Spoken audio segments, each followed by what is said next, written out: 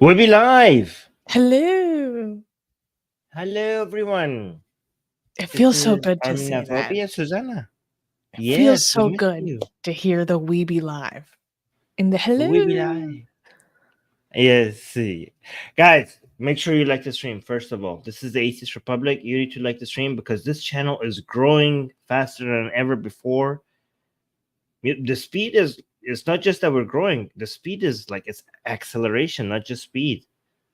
It's pretty good, guys. I think it's That's because an you guys are understatement. liking the stream. Yeah, Yes, it's yes, yes, yes. because so many people are supporting, engaging, loving it, appreciating, wanting more. The people want more. And we're delivering. And they want to stay Yes, around and yes, find out more. I love it. Thank you guys for all the yes. support. It's absolutely insane. Yeah. So for people who don't know, we're going to be covering some news regarding religion, atheism, secularism, politics, but mostly focused on Islam these days, right? Because of how much of a destructive force it is. So it's And then not that we also a lot deliver of, the news; we just talk. Yeah. I think it's important to talk about Islam right now because we have a lot of like Right. college kids LARPing right Right. now. Right. They don't know what the fuck they're doing. Yes. What this means to the people who are actually impacted by these ideologies in different countries around the world. Like imagine Right. being a Lebanese person and seeing like white college American kids like holding up Hezbollah flags. I'd be gutted. Yes. Sorry. Are we Well, going to I show some of these interrupted. videos today, like regarding some of what these college kids are doing? Like, we should do that. That wasn't gonna be my rant, but maybe we could talk about that today because we don't have a We could formal talk. written story about it because that story is all over the place and constantly Right. evolving. But maybe we could. Do you want to talk about that at the end today? Just give our Yes. Well, no, I want to hear your rant about it. I want to hear your rant. Oh, okay. Yes. Okay. All right, guys. So we basically go around and well, not me, but Susanna, D, and the rest of the Atheist Republic crew, they go and find stories regarding what's happening about Islam, Christianity, Judaism, Hinduism, and they find the most juicy ones and the most important ones, and we cover them here, and people seem to be loving it. And a lot of people are supporting us. And talking about support, Susie, do you want to highlight some of what's happening in the super chat section, because this is crazy? Oh my god. We before the stream even started, freaking Angel LR just dropped one on us, a $500 super chat saying congratulations on the 50K AR, 50,000 subscribers on YouTube. If you're watching this on Twitter, come over and subscribe to us on YouTube so you can interact with us in the chat. Congrats on the 50K, Atheist Republic. I had to get off the live stream early last week, so I missed seeing it. I hope everyone enjoys their day today as well as the stream today.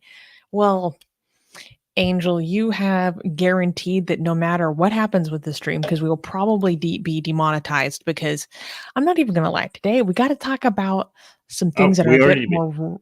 Yeah.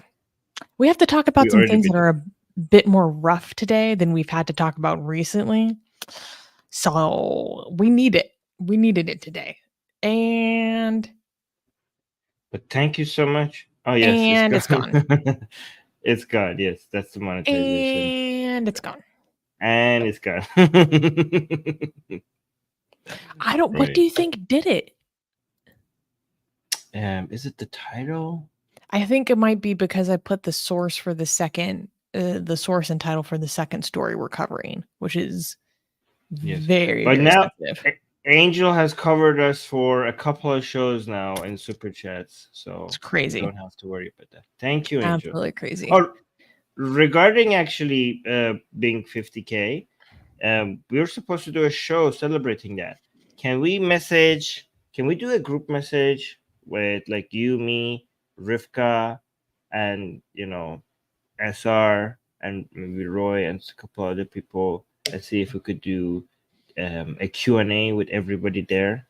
Let's do that. Yeah, I mean, if we're gonna do something that big, we're gonna have to delay it for me longer because Yeah. of the extreme demands on my time right now. Right. Okay. We'll think about it. Susanna's working hard at her job, you guys. Yeah. It will happen, guys. We just have to delay it a bit because of Susie's being overworked right now. Yeah. And also I just wanted to celebrate that Mossy 2 became a member. Thank you. Welcome to Satan's Minions. Thank you. That's a great reminder, everyone, that if you want to support the show, you can hit the join button. Oops, down this way, down below. And then you get access to all of our Atheist Republic emojis, and we highlight your comments more in the stream. Yeah, I love our AR emojis so much. Mm-hmm. And okay. Yeah, and your keyword warrior is asking, just wondering if you'll cover the protests at the Ivy League colleges. Well, now it's at numerous colleges around the United States. It's not just Ivy League. And yeah, I think let's just chit chat about that at the end. Yeah, that's going to be the Susie in a casual, in a casual way. People are using the new emojis that you made. You know, that's great. And also, thank you for the artists who made those. They look amazing. Yes.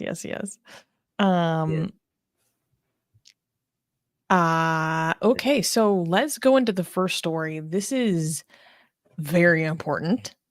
This is something that we have been needing to cover, and now a lot more information is coming out about it, so we need to dive in. Guys, if you remember, there's a new emoji that is like the next news emoji, right? So make sure that you use it every time we have, one of the news items coming. Okay. All right. So, except the second news, because that one is not clappable. All right. So, but the first one we can clap again. It's not because we're happy with this, but we get so little good news that our standard of clappable is that if no one died, nobody was tortured, and nobody was molested. If none of those things happened, we do the next news clap between the shows. Yeah. Okay. All right. So first news. Iran's brutal war on women, the new campaign to violently enforce hijab.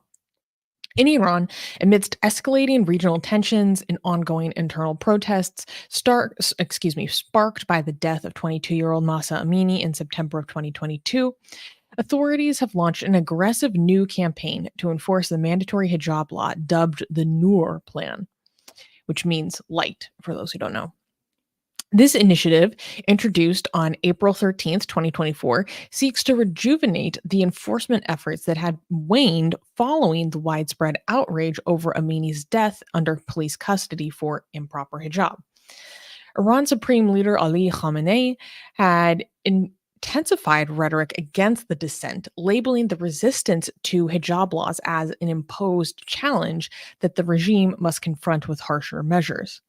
This has translated into an alarming increase in violent incidents by the morality police, documented vividly across social media platforms, where videos of the harsh treatment of women have gone viral. The crackdown has also extended to universities, notably Tehran's Amir Kabir University, where over 200 students went on strike in late April to protest security agents targeting female attire. Meanwhile, reports have also surfaced of women facing communication blackouts, with their mobile services cut off shortly after criticizing the hijab laws online. This escalation in enforcement has prompted Iranian netizens and activists to use the hashtag war against women, signaling a dire situation as the government stiffens its stance on a fundamental aspect of personal freedom. So, this is very important to cover because this was launched on April 13th. People will maybe remember that April 13th, correct me if I'm wrong, is the same day that they fired missiles at Israel.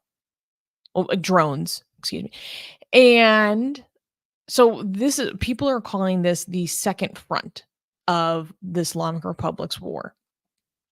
And This is really important. So, to provide some context for people who maybe have not been familiar or paying attention to what's going on in Iran over the past like 2 years, is in September of 2022, there was a girl, Masajina Amini, 22-year-old girl, who was basically beat to death while in custody by the morality police for improper hijab. She was even wearing a hijab, she just wasn't doing it right. And after 3 days in a coma, she passed away. And this led to the greatest popular uprising against the Islamic Republic like we have ever seen. More protests we have ever seen, more like military and IRGC members killed than we have ever seen.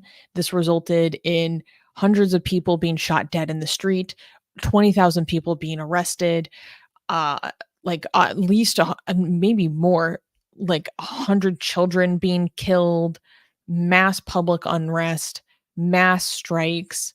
Just it really shook the regime. This is the largest test of the Islamic Republic on a popular front that we've ever seen so far. And since then, the morality police kind of took a step back. Not completely, but in many cases, there was a notable absence of the morality police. And then around the same timeline as attacking Israel, we are now seeing that the crackdown on the domestic front has ramped up more harshly than we've seen in several years. And this has been flooding social media. There was one report, an analysis that I was reading that showed that on Persian Twitter, more people were tweeting about the war on women than the Iran and Israel strikes, which I thought was very interesting. Like, and obviously that's not a perfect metric, but the analysis was like, we're seeing more people talking about this crackdown internally than these strikes, meaning like this could kind of be seen as a proxy for like Iranians are carrying more about this internal crackdown than the attacks on Israel, so forth. And there's a lot to unpack here. There's so much to get into. And we actually have people in our community who are facing crackdown. But Armin, I'm sure you have a lot of insight into this. So please give me your initial thoughts and reactions. Right. So I want to ask people in the live chat a question, and I want to see if people can answer this, because we've been talking about the underlying forces within the Islamic Republic on this channel for a while. So maybe you have enough information to be able to analyze this yourself without me actually telling you, before I actually tell you. Why do you think that this war on women, as people in Iran are calling it, a lot of people in Iran are saying that their regime, the Islamic Republic of Iran, doesn't have the power to strike Israel, hard enough or decisively enough, but so that they attack their own women, because that's the only group of people that they have the power to attack. But why do you think that when everybody, two questions, right? When everybody was waiting to see if the Islamic Republic of Iran is going to respond to Israel's attack, Israel's attack on the so-called consulate of the Islamic Republic in Syria, when Khamenei came out and gave a speech and everybody was waiting to see whether Khamenei is going to announce that they're going to attack Israel or not. In that speech, Khamenei focused a lot of his attention on hijab and how mandatory hijab is going to be enforced again as strongly as before. Why, in such a crucial moment, when we are waiting to see if the Iranian regime and Israel are going to go to war with each other, Khamenei decided to focus most of his time and attention on saying that the Islamic regime is not going to back down on enforcing the hijab laws. And That's the first question. And the second question is, why do you think, actually three questions, why do you think that when the missiles the missiles and the drones left Iran going in the direction of Israel, while the missiles were still in the air and the drones were still in the air and they haven't yet reached Israel or even close, that was the moment when the Iranian regime decided to come out and aggressively enforce the hijab laws? Why at that time? Why at that moment? How are these related? And the third question, why among all the time that the Islamic Republic could have chosen, it was in the middle of exactly all of this that they decided to come out and announce a death sentence for Toomaj Salehi, the famous Iranian rapper in Iranian jail right now, who is um, supposed to be now executed, because of just being against the regime. He didn't. This is a rapper that is in jail right now. His crime is nothing other than rapping against the regime and making songs against the regime and inviting people to protest against the regime. And he's been in jail for a long time now. We're But actually going to now cover this that was the moment. story. Right. Yes. But so we're not going to go into that. Then I'm not going to go into much detail. But why now? How are these related? Did anyone answer? I don't know if I want to see. Yeah, I start some comments. Oh, okay. Let's see the comments that you highlighted. Somebody says to look strong for their own. Yep, fantastic. You guys get it. To look strong for their own fanatics. Appeal to hardliners. Yep, you guys understand this. All right. So for people who don't, who are new here, let me explain to you. Right, the Islamic Republic of Iran, the Iranian regime, is facing three threats. One, external forces, foreign attacks, foreign pressure, especially from United States and Israel. That's one. Two, a revolution, a secular liberal revolution, or the Mahsa revolution. That's a second threat. And the third one that most people do not talk about, and it's the greatest threat to the regime, it's losing its base. The regime has less than 8% left, right? Less than 8% support left. And the remaining support that it has left, if it loses, these are people that are extremely religious, that they're radicals.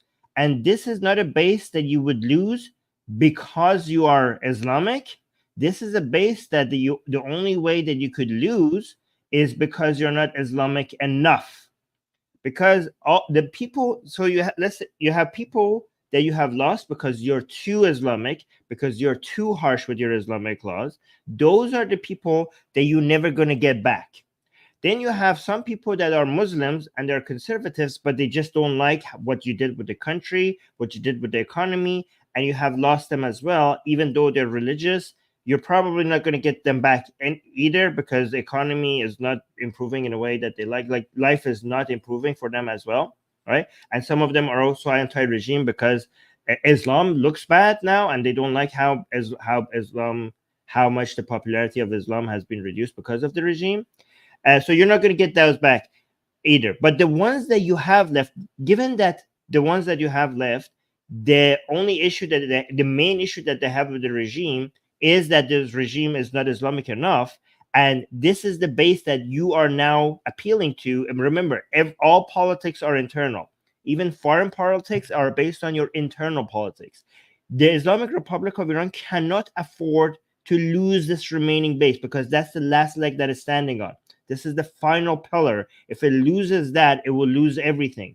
This is why it's not trying to appease the people who are against it, that are liberal and secular, because it knows whatever it does, they are lost forever. But that's a lot of people don't understand. Think that the Islamic Republic is illogical or insane for seeing so many people rising up against it, for being harsh, and they're becoming more harsh. Like, why are they doing these things more when it could spark a revolution. Because the third fear that I told you, that losing that base, they are actually very intelligent. They know that that's a much stronger threat to them. A lot of people are thinking, why is the Islamic Republic so stupid to attack Israel? Maybe increasing tensions in the way that they might actually see a counter strike and start a war, and that would be the end of the regime again, because they understand that if they don't respond, what does this remaining base, what are their complaints against their government, against the Islamic Republic? They think that the regime, that the government is weak against Islam's enemies, it's weak against United States and Israel, that they want a more decisive, stronger response to Israel and United States. They think that United States killed Qasem Soleimani and we didn't see much of a response. Like, some of them are happy, but the ones that are complaining, the ones that are are not happy with the regime, think that they didn't respond hard enough. They think that Israel now has killed Zahedi, another very important person within the Iranian military, and they wanted a very strong response, and that those missiles were for them. That's one of their complaints. Another of the complaints is, why is everybody walking in the streets? Why are so many women are walking in the streets without hijab? Why is the government not? Is this not an Islamic country? Have we not bled to keep this land Islamic? Did we not do an Islamic revolution to keep this land Islamic? Is this not Imam Zaman's? Is this not the Mahdi's land? Is this not the country that Mahdi is supposed to use to usher in his time, the end of times at some point? Like, why are we not making this country the country that the Mahdi is supposed to be be delivered to for the Mahdi as its base of operations to take over the world? Because that's their beliefs, right? So with all these women without hijab, that shows for people that missed that. Long story short, it's full apocalyptic death cult. For people that don't know what Armin just said, it's full apocalyptic death cult.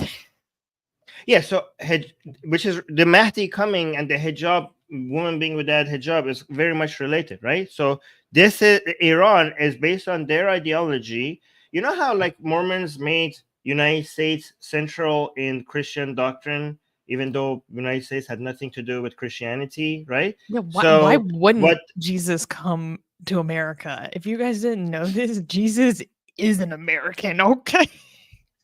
Right. So exactly, in the same way that the Mormons made United States special in Christian doctrine, even though Christianity had nothing to do with the United States, the Iranian Velayat Faqih Shias somehow managed to make Iran a country that was not relevant within Islamic doctrine when Islam was being created. They managed to find a way to make Iran centralized within a central part of Islamic doctrine, by making Iran the country where the Mahdi will eventually use as a space of operations, so to invade the whole world. So basically, they think that they're responsible to keep this country Islamic for the time that the Mahdi comes, and that means, the most visual sign that this country is Islamic, that Islamic law is being enforced, is women with hijab. And the most visual way of showing that this country is not Islamic is women not wearing their hijab. This is why this is such an important, the hijab enforcement or the lack of it is such an important issue for these Islamic radicals. And they think that every time a woman doesn't wear a hijab, it shows the government's weakness. It shows either the government's lack of will or the government's weakness in enforcing the Islamic laws that these people claim that they have bled for. So that is a very important issue for them. What is another thing that these people are upset about, these Iranian radicals that they're complaining to the government about? Lack of executions, right? When the Mahsa revolution was happening, these people were requesting their government for thousands of executions. And so how many they got? So here's the thing. The Islamic Republic of Iran does thousands of executions. However, a lot of them are drug related, right? Most of them are drug related. Again, it's sad that we don't fight for the rights of those drug related executions as much, because most people focus on the political ones. But the fact is that they didn't get that many executions, as much as executions that they were hoping for, related to the Mahsa revolution. right? Related specifically to the master revolution. I think they got like 7 or 8, I think, or 6 or 7. I don't know the exact number, It's but they 6 wanted right now. thousands. 6 right now, 6. okay. But they wanted thousands, right? And the Islamic Republic of Iran, as much as it's afraid of these radicals, it also understands that it doesn't want to spark another wave of the master revolution. So it's trying to figure out what can it feed these radicals to keep them happy, but also not spark another wave of the revolution. So it keeps experimenting with different, maybe if I give them 2 more executions, would that make them shut the hell up? Like, what about another one, right? So the reason why Khamenei came out and while the missiles were being thrown towards Israel, the missiles and drones, and came out to give that speech, was because a lot of their own people were losing support. There are videos from IRGC people that were crying about how many of the Basijis do not even have Khamenei's pictures in their house anymore. Like when they visit them, even Basiji people, radical people that used to always have Khamenei's pictures in their house, again, these are Islamic radicals. They notice that it's not there as much anymore. So that is very dangerous. That is extremely dangerous. The fanboys don't like me anymore. Right? No, they actually said, like, don't see, the line is Ali is alone, right? Ali is alone, like Ali is being alone. And this has a double meaning, right? Because we have Ali Khamenei and Ali, Imam Ali, the first Imam of Shias, the fourth Caliph of Sunnis, because he was left alone, right? Ali, when he died, like a lot of Muslims abandoned, like according to Shias, Muslims abandoned the first Imam Ali. So when they say we're doing it again, like our even the revolution, the people, the Islamic people, the radical people, they're abandoning their supreme leader, and a lot of people who are sympathetic to the supreme leader and love him and technically actually worship him, they're crying about Ali is being left alone again. We're abandoning Ali again, like we did with Imam Ali, which is very interesting. One thing they say is like "Ma ahl Kufa nistim, Ali tanha bemanan," because back then the people of Kufa left Ali alone, and now a lot of people chant today that we are not people of Kufa and we won't let Ali alone, right? This Ali will be behind him. So when Khamenei was coming out and giving that speech, that was a reassurance, like that was telling the fanatics and the radicals that I am still behind you. I am not surrendering to this master revolution. I'm not surrendering to the people. By the way, whenever Khamenei and these regime people say people, they don't mean the Iranian people. They're talking about the 8%. But the actual people, the actual majority of the people of Iran, Khamenei is telling them that we're not bending the knee. We're going to defend Islam. We're going to stand strong. We're going to fight against Israel. We're going to enforce hijab laws. And I haven't abandoned you. And the Islamic revolution is still ongoing. And we will never give up. We will never give in. Oh, actually, I will show you a video. Oh my God. I actually should have had this ready for you. This is amazing. So let me know some of your commentary, but I have to find, if the video that I'm going to show you is going to be so telling about all the, why everything I'm saying is going to demonstrate that in one short video. Okay. I mean, there's so many videos of like hardliners and clerics like crying over how they have to see women without hijab in public. I don't know. I think people need to understand how freaking crazy these hardliners who are still supporting the regime are. And if you need like an example, go look up video footage of what happened at the Ayatollah Khomeini's funeral with a helicopter to get an understanding of how out of their mind frenzied some of these people are. I was showing the footage to my boyfriend yesterday, and he was like, "Holy crap!" basically they the Ayatollah Khomeini had 2 funerals, and at the first funeral, it got stampeded. Several people died, and they were basically ripping his body out of the coffin, and to the point that they were firing guns in the air, and they needed to evacuate the body out with a helicopter, and then they were trying to storm the helicopter, and eventually, Armin, you're muted. The footage is insanity. If you want a funny version of it, look up Queen Elizabeth funeral versus Ayatollah Khomeini.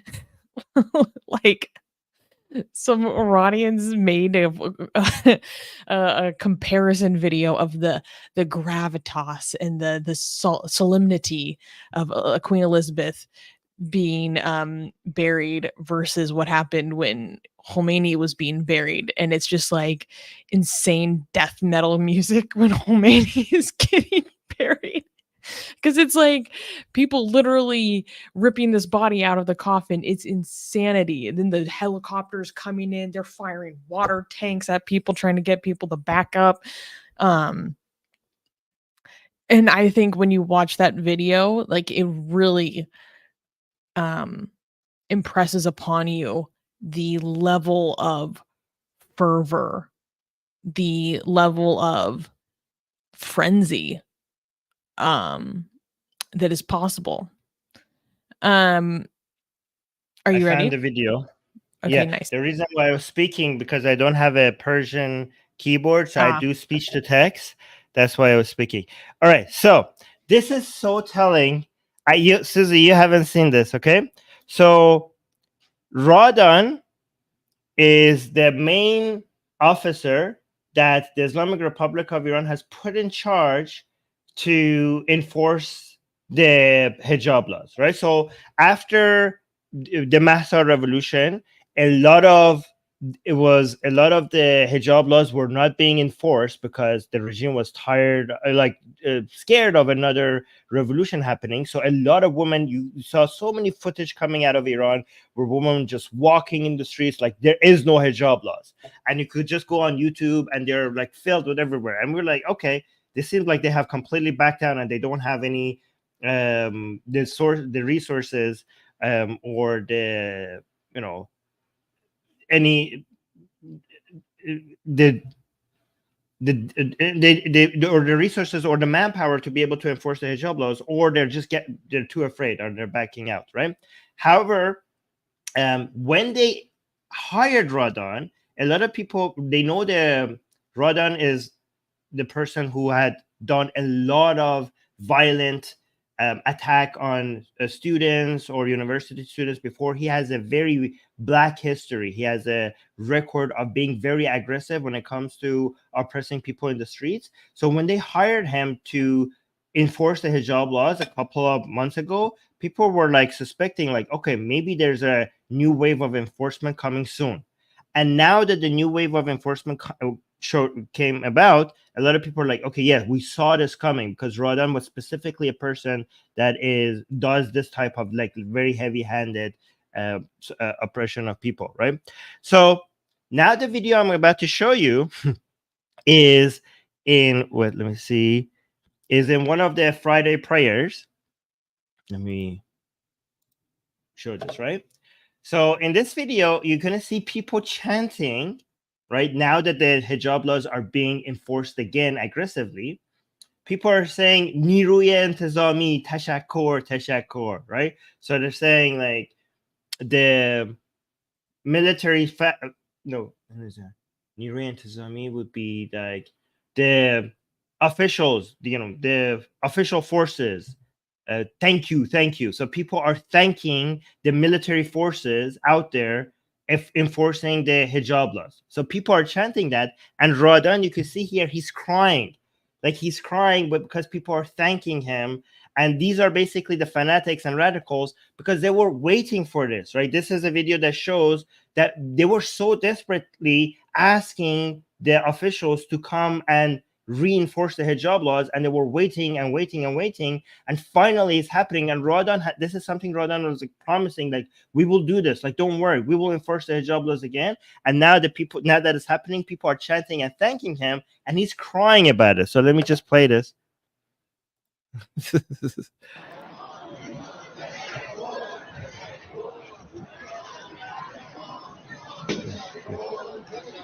نیروی انتظامی تشکر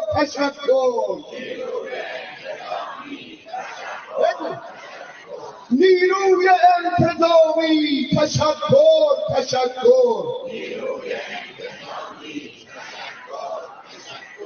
پلیس فداکار تشکر. Oh, so it's like saying our selfless police, thank you. So thanking the police, thanking the military forces. Look at him, he's so پلیس فداکار تشکر.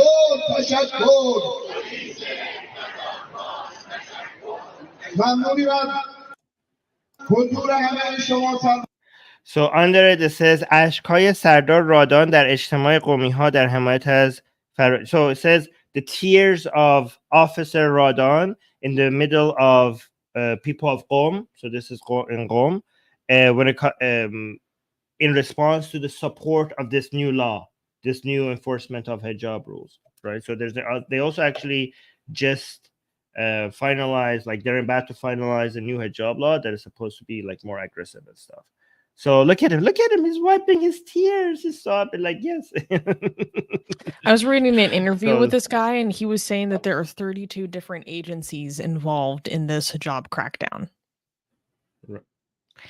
I was also I was looking for the video, but I found I saw the other day video of a recent like pro hijab and chastity protest that they tried to do. I can't remember in what city. And it's like the amount of people they were able to congregate for the pro hijab and chastity protest was like so tiny that they're like able to fit under this tent. They're like, oh, we're gonna show them. They have a solution for that now, unfortunately. So the mullahs in Iran, the ayatollahs, the akhuns, they're coming out and they're saying that the mosques are empty. There's even a video of a mullah in a village crying about this. Do you want me to show you that to you? Like, he's coming out and walking in the streets. Is like, are you guys not Muslim? Are you guys not Muslim? Like, why are you not coming to the mosque? Right? And the answer is no. Wait, I might want to show that to you guys. But they have a solution for that. So you guessed it, bro. We okay, I have to. Maybe I will show that to you guys. So the solution is to bringing people from Afghanistan, right? A lot of people from Afghanistan. What?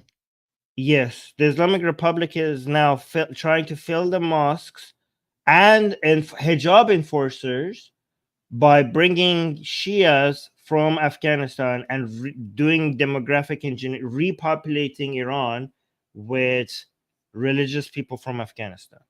Oh, that is going to go so poorly. Yes.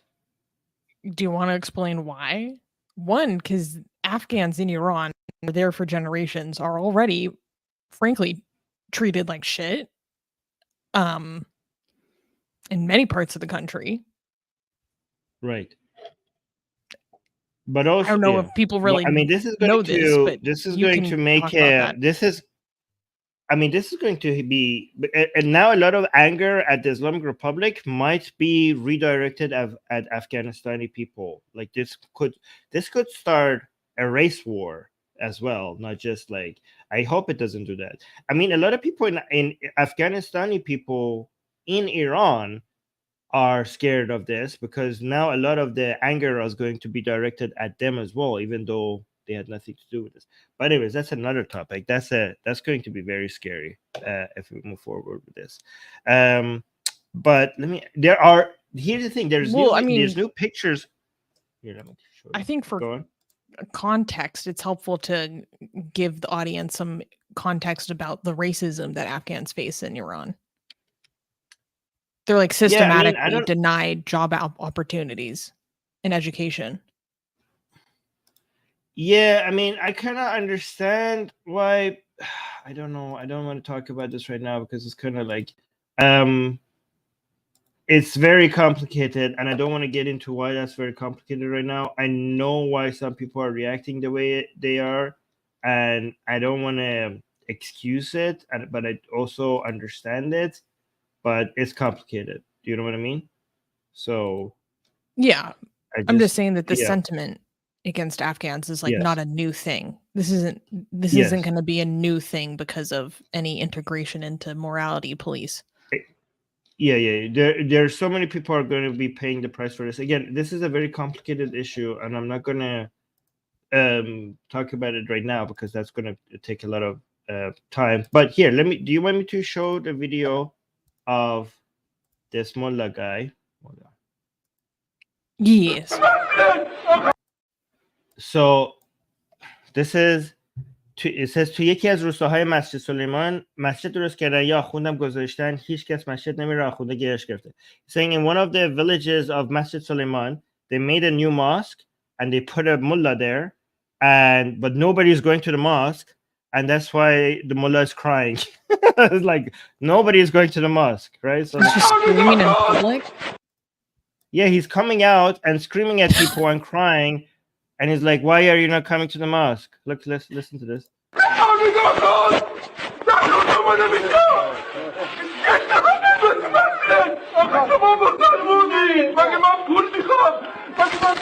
He's like, "But you are Muslim. What is it? Like it's like, is it as if I'm asking for your money? Like it's free. Like he's saying it's free. Like." You can come to the mosque. It's not like I'm asking you for money to come to the mosque. That's what he's saying.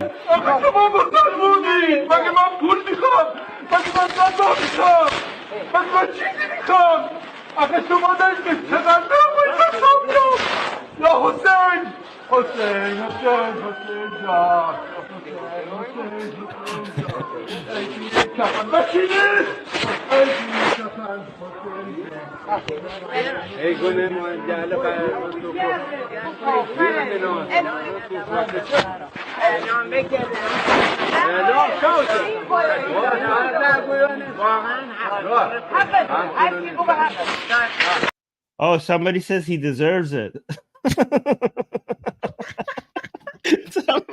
Somebody said he deserves it. That was the saddest Yahoo saying I've ever heard. Yeah, I'm saying. Oh my.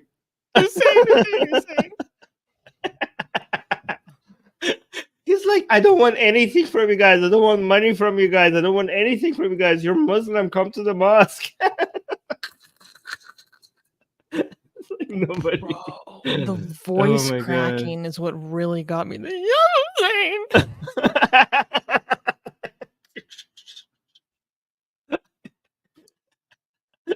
And the kids are walking there like, I don't think that's gonna get the kids in the mosque, bro. Yeah. This Oh, dude by is the way, freaking me out, man. Do we want to watch any of these? Yeah, I don't know. I want to watch some of these hijab enforcement, but is it too violent for which? I don't for think that one's YouTube? too Like, violent. The one where the woman had the breakdown is a bit disturbing. I don't know if that's like YouTube appropriate. disturbing we can show, like violent we can't show. Okay, let's show some of these. Right?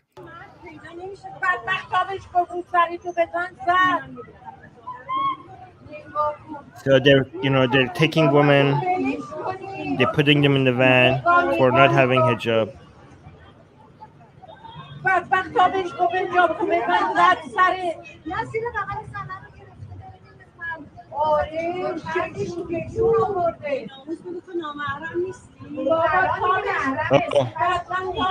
So the officer put his hand on the woman, and these people were wondering like, why are you putting your hands on the woman? aren't you not mahram? Like Islamically, aren't you not supposed to not touch a woman? Exactly. However, apparently you can't touch a woman because one of the anti-regime people called the mullahs, like an official place that you ask in Islam for Islamic opinions, and they asked him. He pretended to be one of these Basiji people that is supposed to go and arrest these women and basically tell them. He asked him like, "Can I sometimes I need to touch these women, like, but Islamically I can't touch women. So what should I do?" And he said, like, you can't touch them when it comes to defending the regime, when it comes to keeping the Islamic regime and defending it and keeping it intact. Nothing, some of the Islamic, there are many things that Islamically become permissible. So Islamically, you now are allowed to actually touch a woman and put your hands on them when it comes to defending the Islamic regime. So there's that one. This is the gems you get when you call the fatwa hotline. Yes. Yeah. So can we play this one? This one kind of looks. Well, so basically, what happened is that she had like a panic attack after violent confrontation. Okay, so let's watch this.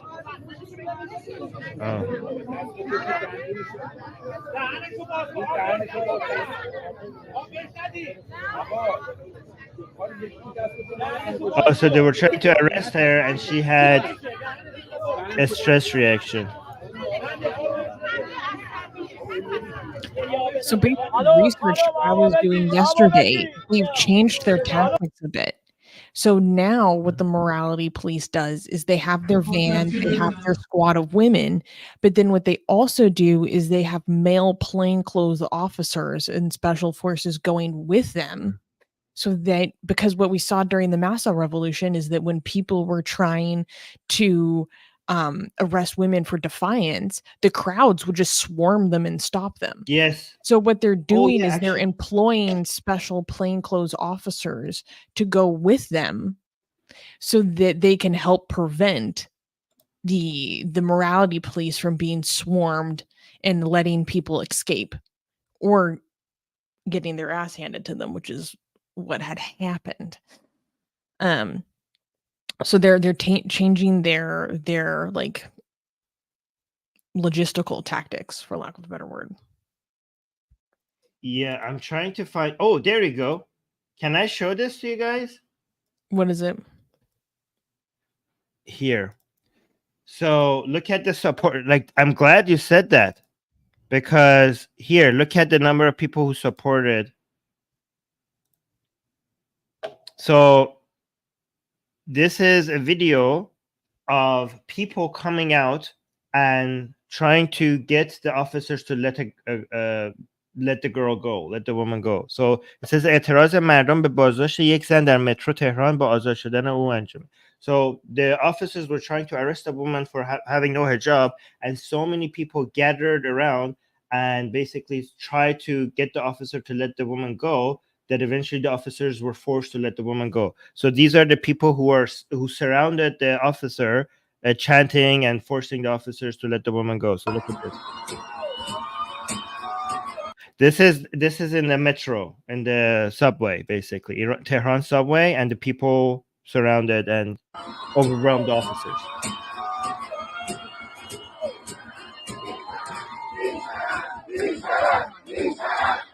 So they sing Bi Sharaf, Bi Sharaf, like Bi Sharaf, like they're chanting at the officers, means without honor, like you have no honor.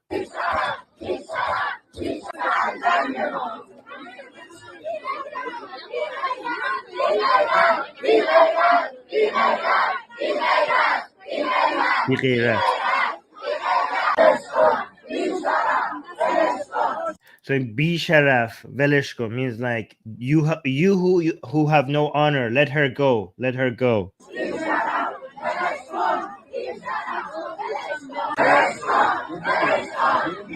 Veleshko, and now they're saying Veleshko, and Veleshko means, which means let her go, let her go.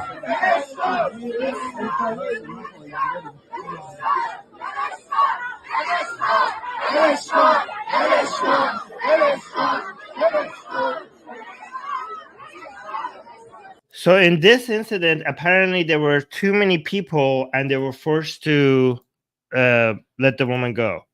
So, I mean, nothing tells you that these people are not representative of the people, and they know it. They know it. And Susie, they are so fucking like angry. Like when they are these days, when they're coming and arresting these women, they slap them, they insult them, they even slap their mother. And they're like, this is your fault because you raised this child like this. Because now that they're opening their hands to come arrest a woman, you could see that they know that they're the minority, and they want to be able to just hurt people because they're just so angry that they're losing the country to these like liberals or to these secularists. They think that these women who are not wearing hijab, they consider them to be like whores, right? Yeah. But make sure. Should I play this one? What is this one? I don't know. This one looks too aggressive, right? So we should. Yeah. Okay. All right. So that was a long explanation of what's happening in Iran, but I think it was needed. No, but this is very important to cover because a lot of people think that, oh, there was the Massive Revolution and like, look, nothing happened. Look, what did you guys accomplish? What happened? That's not the case. And I think that's like an important thing that you can give insight into and like emphasize, Armin, is that this is an ongoing thing that is still affecting people to this day. It's affecting our friends in Iran, like right now, you know, like this hasn't stopped. And also the resistance to the regime hasn't stopped. It's just changed. And wow, there are literally clerics coming out and saying, oh, while the world is distracted with Israel, we need to take this moment now to crack down on these people. So they're openly saying that because the world is distracted, we're going to increase our brutality. And that is why it is so important that people continue to pay attention and continue to keep talking about it, continue to keep tweeting about it with the hashtag War on Women, and so that they get exposed for what they are. And yeah, I just think that like we can't take our eyes off of this just because it's not in the news as much. So I just want people to understand that this is the key part that you have to take from this, that enforcing the hijab and the woman in Iran taking off their hijab, in a lot of situations, it's not about the hijab itself, right? For a lot of women, it is. For a lot of women in Iran, this is not about a battle. This is about just them being able to choose what they want to wear. But in a lot of other situations, like even for the people who this is not a battle for them, it effectively is turning into a battle. And for a lot of people, this is an actual battle. But the hijab is an excuse to fight a war. This is not about the freedom to choose to wear the hijab or not the hijab. The hijab is a visual sign of who's winning and where are the new battle lines, right? So when it comes to whether or not Iran is Islamic or not Islamic, the regime has chosen to make the hijab a symbol of its power, of its ability to enforce Islamic laws on this land. And that's why the opposition has also chosen to make the taking off of the hijab a symbol of winning back against the Islamic Republic, winning the streets back from Islamic rule. So the hijab is a representation of so many other things. So, and that's why a lot of people don't understand this. They think that this is about the hijab. I mean, it is about the hijab, but it's not just about the hijab. The hijab itself, it's a small part of a much bigger battle between the people and the regime. And that's just how a demonstration of where we are at in this battle. Does that make it clear? I hope a lot of people I need you guys to understand this, because if we want to win this war, we have to understand what's happening. Yeah. So let's go through the super chats we got while we were covering that segment. Thank you everyone for all the support. Baphomet Buster gave us a €2 super sticker. Thank you. S Hope gave us a $20 super chat. Thank you, saying R.I.P. Fahad. Do you know what Fahad is? I think this is an Iranian anti-regime thing. What? No, I've heard this name before. no, it's not. I don't know.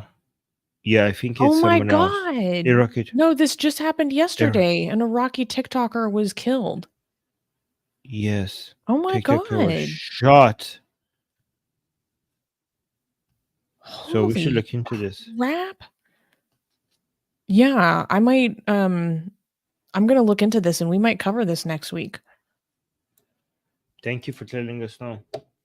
Oh, this is so sad. Crap. Wow. We also got a 15 shekel super chat from Mr. Meg saying, finally capturing you live. Oh my science, Darwin, Christ. I love you guys. Love your works. Hugs from Tel Aviv. Oh, well, thank you. And Laura Jarrell just became a new member. Thank you for joining Satan's Minions, saying, okay, joining was less money than I thought. I could do that. I'd be now a minion. Well, Thank you for thank supporting Laura. And if anyone else wants to become a member, check out. Yes. I always point in the wrong direction. Check out the Yes. join button down below on YouTube. Yeah, guys, it's actually not that. It's actually very cheap. It's affordable to be a member. So please become a member. Yes. And Shami, oh hi Shami, gave us a super chat just saying thank you for sharing this. Oh, I think he had the laughing emoji because of the guy crying over the mosque. The mullah crying, yeah.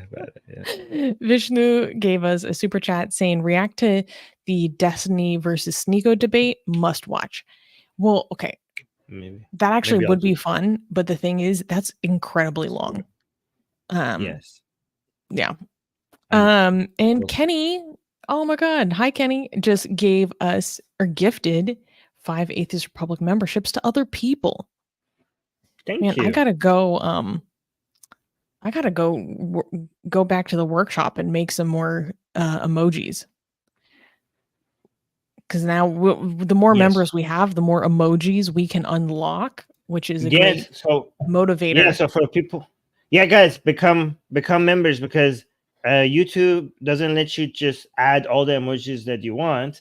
It unlocks like a couple, and then when you get new members, it will unlock more. So as our membership grows, we could add more emojis for you guys. So yes, that's the benefit. One of the benefits. Seed of Iblis is saying the debate itself is only 30 minutes. LOL. Have you seen how long it takes Armin to get through a 5-minute video?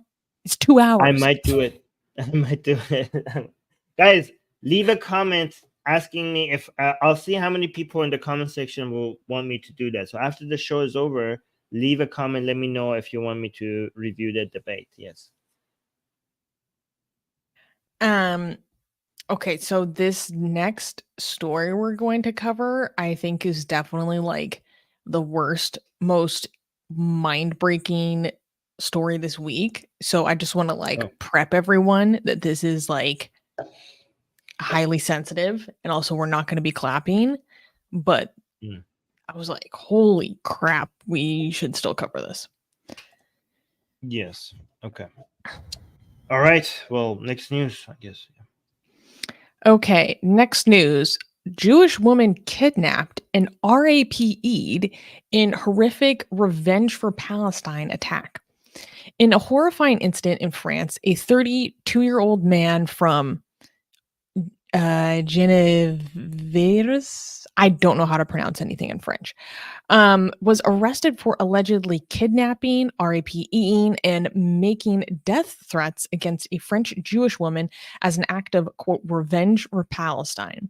This disturbing act of violence occurred after the two met through a dating app. The suspect's brutal intentions were shockingly clear in his message to the victim's mother, quote, good luck, you will never find your daughter again, you will never see her again, I will prostitute your daughter.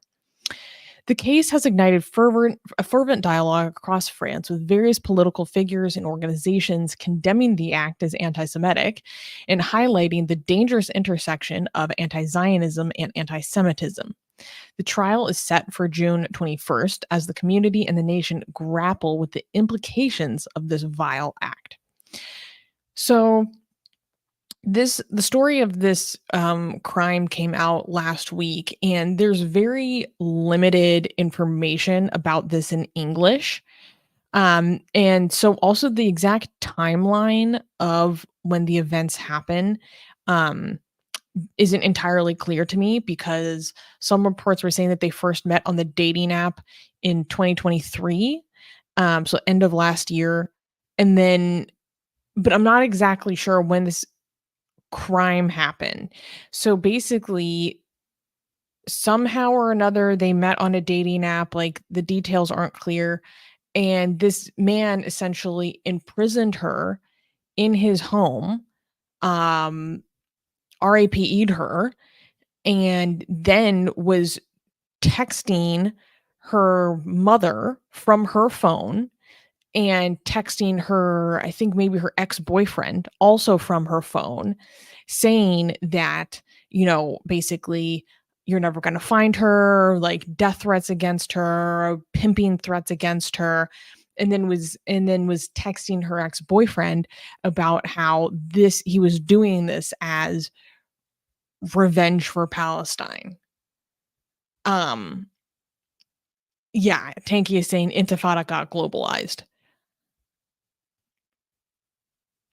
I really think that that's like the best way that you can, Tanky, you know what? Thank you.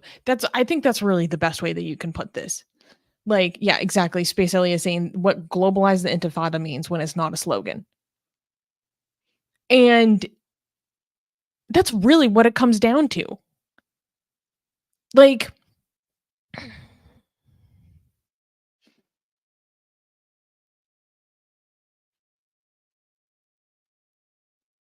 I don't even know what to say. It's horrific and it's beyond shocking.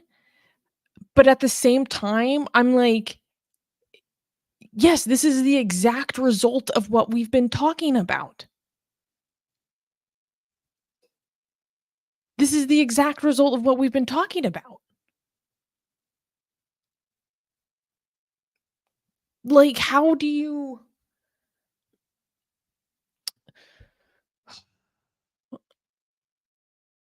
It's hard to even gather my thoughts. Like, oh yeah, so people are asking what happened to the woman. Basically, what happened was the police were able to geolocate her phone that was in his possession. So they geolocated the phone and rescued her. And then people are going to try to tell us that, oh, no, like, there was no murder on October 7th. The IDF did all that. Oh, no. There's no sexual violence on October 7th. That's all lies. But then when you continue to see people supposedly representing this movement continue to act extremely violently, it's like literally, you're like, oh, okay, so this is what this represents. Is there any mistake about that now?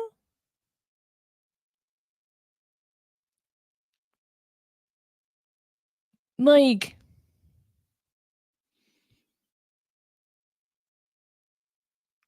I don't know. I feel like, I mean, it's just like mass gaslighting. No, you're not noticing any of these patterns. No, none of this. Yeah, Tip Hat is saying, oh yeah, we only hate Zionists. Oh yeah, we only hate Zionists. Give me a freaking break. It's such utter bullshit. Yeah, Kelvin is saying, yes, Susie, it is gaslighting.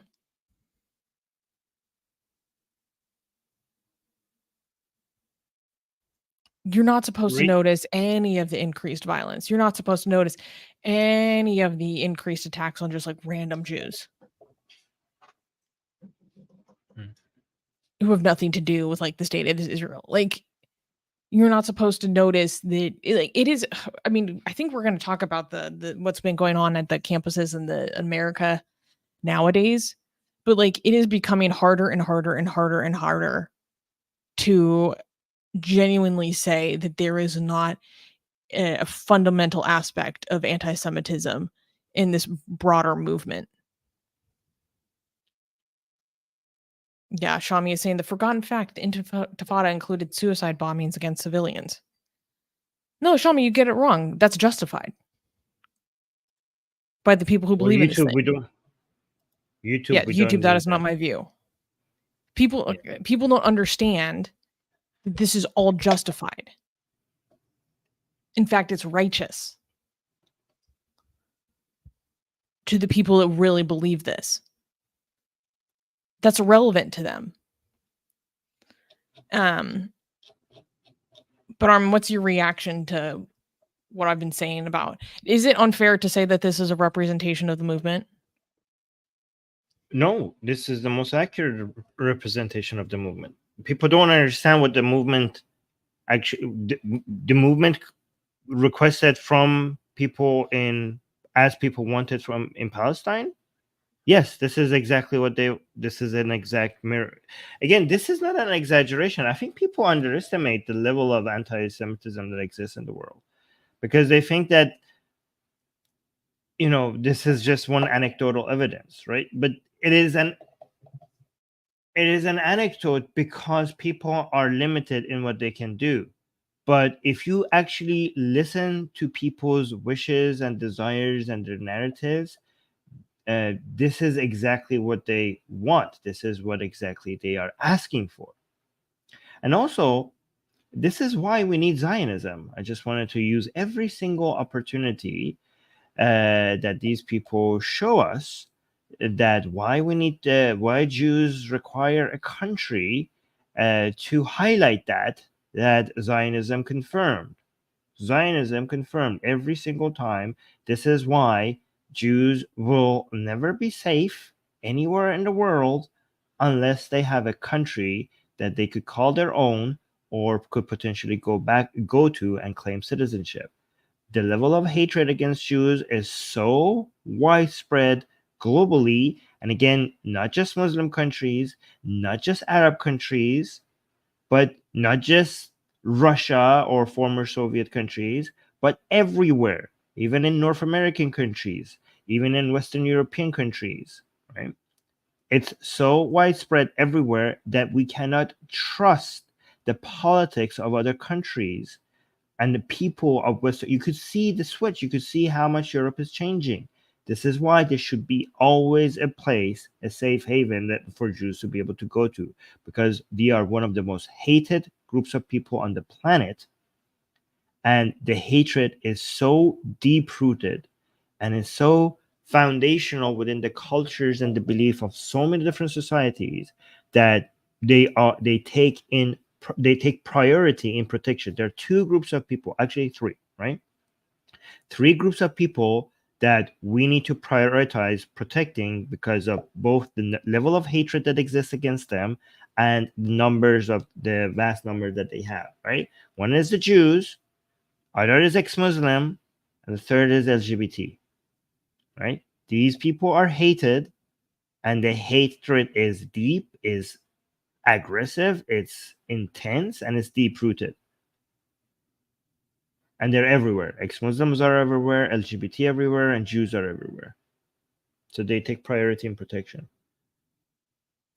I think, and it's so shameful that is true.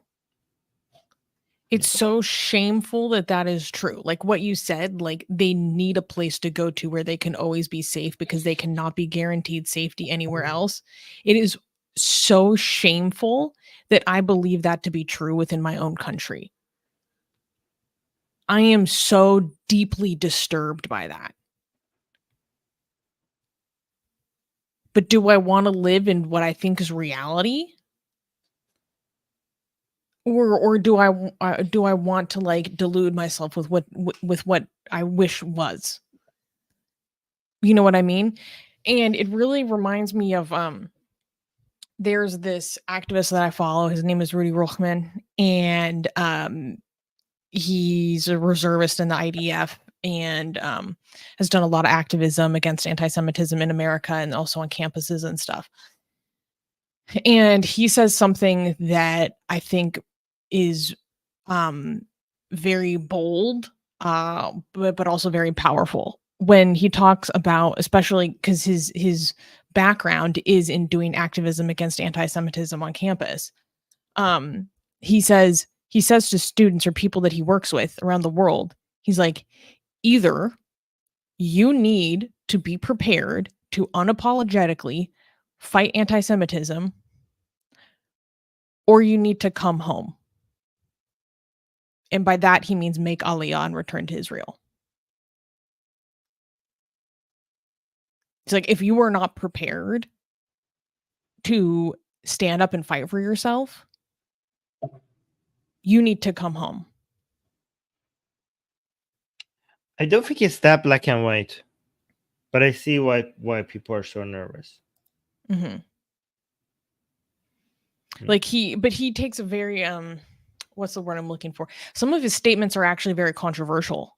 Like he thinks that the persecution that Jews have faced, and this is probably an oversimplification of his opinion, but is partially their own responsibility for being people who are scared to stand up in their Jewish identity and not apologize for it and be bold and strong with it, instead of always like stimulating stepping back, like, coming from a more defensive position. I'm a liberal, okay, so I want Jews being able to have the freedom not to fight, okay. I want Jews be able to have whatever life they want to have, okay. Certainly. Not anybody telling them that, yeah. But I do understand where this is coming from. There's, I think at least, right, within modern Jewish culture and understanding, is that we have been so weak throughout history, and there's a shame of their weakness, especially given the events of World War II. There are many self-reflection of why did we not fight back. There are many instances where there were more Jews than Nazis, that they were like managing them, and if they all just united, they could have just taken over them, and they didn't. And that's why and there's a shame associated with that, and that's why in early history of Israel, people weren't talking about the Holocaust that much. Like, the Holocaust was something that was not talked about because they were ashamed of it. They were ashamed of being seen as so weak. But eventually, there was some radio broadcasting of Holocaust survivors that changed everything, and Israel gave in to actually making Holocaust Day a thing. But the day that they picked for Holocaust Memorial in Israel is different from the rest of the world. They decided to pick a day that was the anniversary of one of these camps, when in one of these camps where they were killing the Jews during World War II, that they actually rose up and set the place on fire, right? So they didn't decide to just remember, all the times that they were being, killed. They picked that one part that they fought back, and that one example, because they were really wanting to highlight that example that they fought back. And the whole philosophy behind Israel is that we're standing up for ourselves. Like, we're not going to take this anymore. We actually are going to respond to being treated like this. That is the whole point of Israel. That's the whole, like, we had thousands of years of people just doing whatever they want to Jews, and there was no response. Well, Israel is now a response. And that mentality goes behind why you see so many Zionist and Israeli people saying that, yeah, we prepared to fight back because we're not weak anymore. We're strong. Now we have Israel. Now we have a country. Now we have military. Now we have intelligence operations. Now we have a whole group of people that are just not going to take it, and we're united in fighting back against our enemies. that is the mentality behind Israel. Yeah. That's really powerful. Like, a lot of people have been saying, like, we are not your Jews on trembling knees. Like, we're not gonna take this anymore. And it's really interesting to see a lot of people, public figures, and also people in my personal life who have really had their Jewish identity like ignited by what's happening.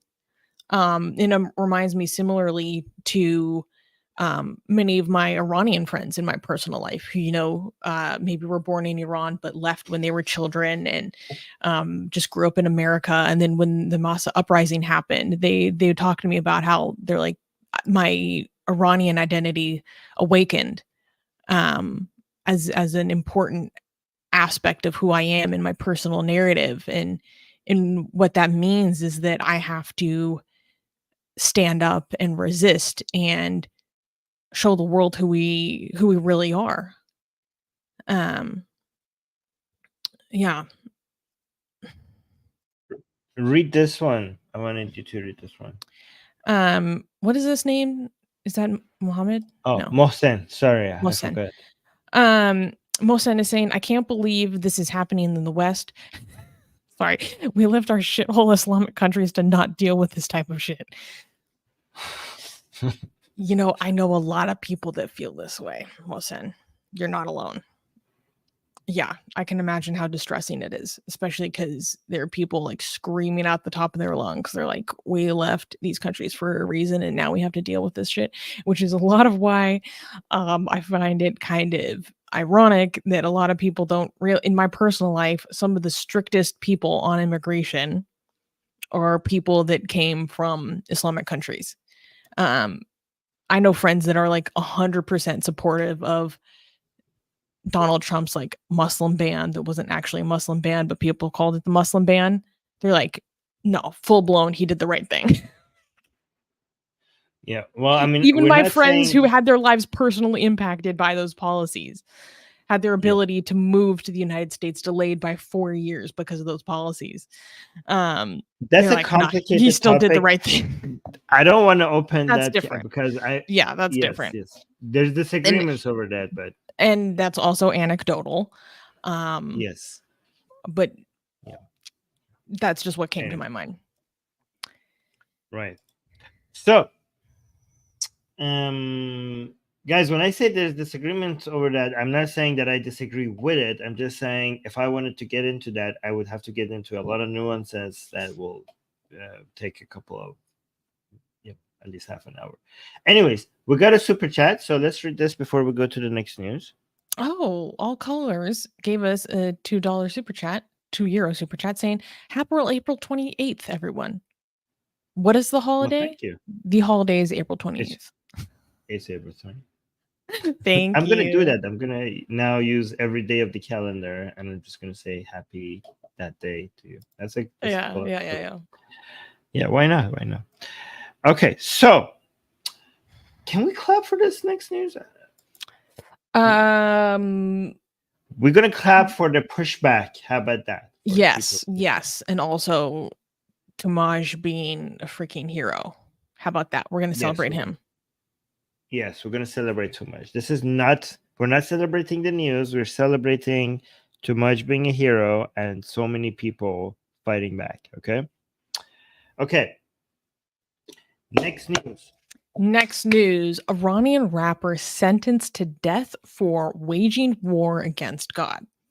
Iranian rapper Toomaj Salehi, a prominent voice in the 2022 protest sparked by Mahsa Amini's death, has been sentenced to death by an Isfahan revolutionary court on the charges of spreading corruption on earth and muharabeh, or meaning waging war against God.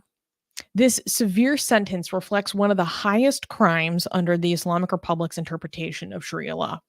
Salehi, known for his protest songs and active participation in demonstrations, had previously faced imprisonment and alleged torture, the details of which he shared in a public video, intensifying his legal troubles. His lawyer, Mustafa Nili, expressed concern about the verdict, stating, quote, "Today, the verdict regarding Toomaj Salehi was sent," Unfortunately, the first branch of the Isfahan Revolutionary Court has issued a death sentence against him. Salehi's case has drawn international condemnation and highlights ongoing tensions between the Iranian government and its critics. So, oh my God, this news came out very, very recently. I cried. This was devastating. So let's provide a little bit of background about who Toomaj is. So Toomaj is a rapper living in Iran. He's 33 years old now, and he has been prominent in Iranian politics for a few years now. Starting really taking off with his song Soruk Mush, which means rat hole. And this song exploded because it's a song where he is openly telling regime officials and then also kind of regime propagandists that one day you are going to have to go buy a rat hole because we're coming for you. Toomaj was the first Iranian rapper that I was ever introduced to by Armin. I remember it was because Armin was like, Susanna, I think you would like his energy. And his energy is wide-eyed, looking like he's going to punch you in the fucking nose. Okay? Wearing a bullet around his neck, walking around the streets shoeless. And Toomaj has zero chill. This man has zero chill.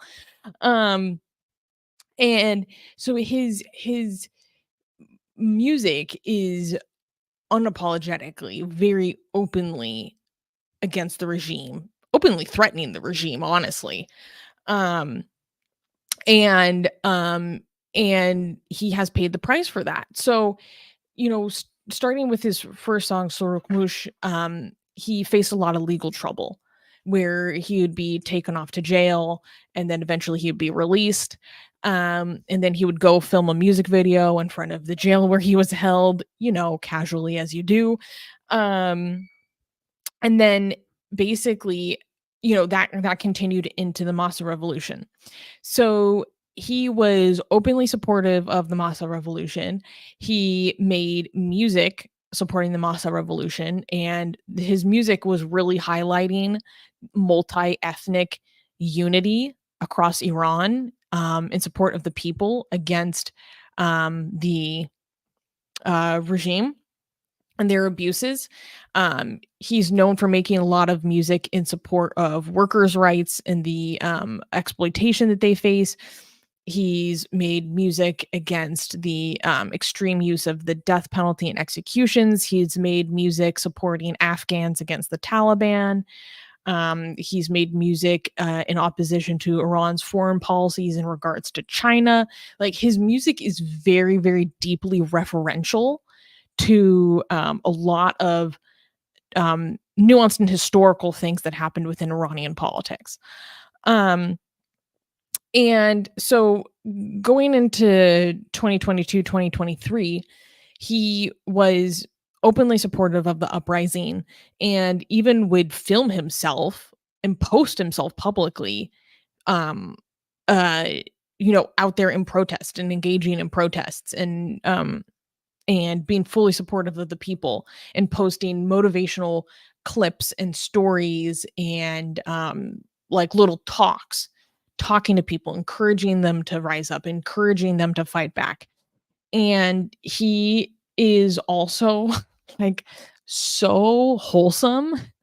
His videos like literally could make me cry because they're all about he has the sweetest smile. They're about supporting people that feel like no one sees them. Like, he was in Iran, there's a lot of like children that live on the street and rummage through garbage to try to provide for themselves. And he's always been like very supportive of these street kids, trying to help the street kids. He would give a lot of speeches that are literally just motivational, being like, out there, I want you to remember that there's like someone that loves you more than himself, and that person is me. And like, I care about you. I see you. You're worthy. he's like just such a like it's so wholesome and sweet. But also like do not mistake his kindness and sensitivity for weakness. Yeah, this man is 10 toes down, as we say. And so what happened was he got arrested for his activity during the Massa uprising, and he was in prison for I think 252 days. And during that time he Torture. experienced he was tortured in solitary confinement for months at a time. And then finally just this past November he was released, and I cried.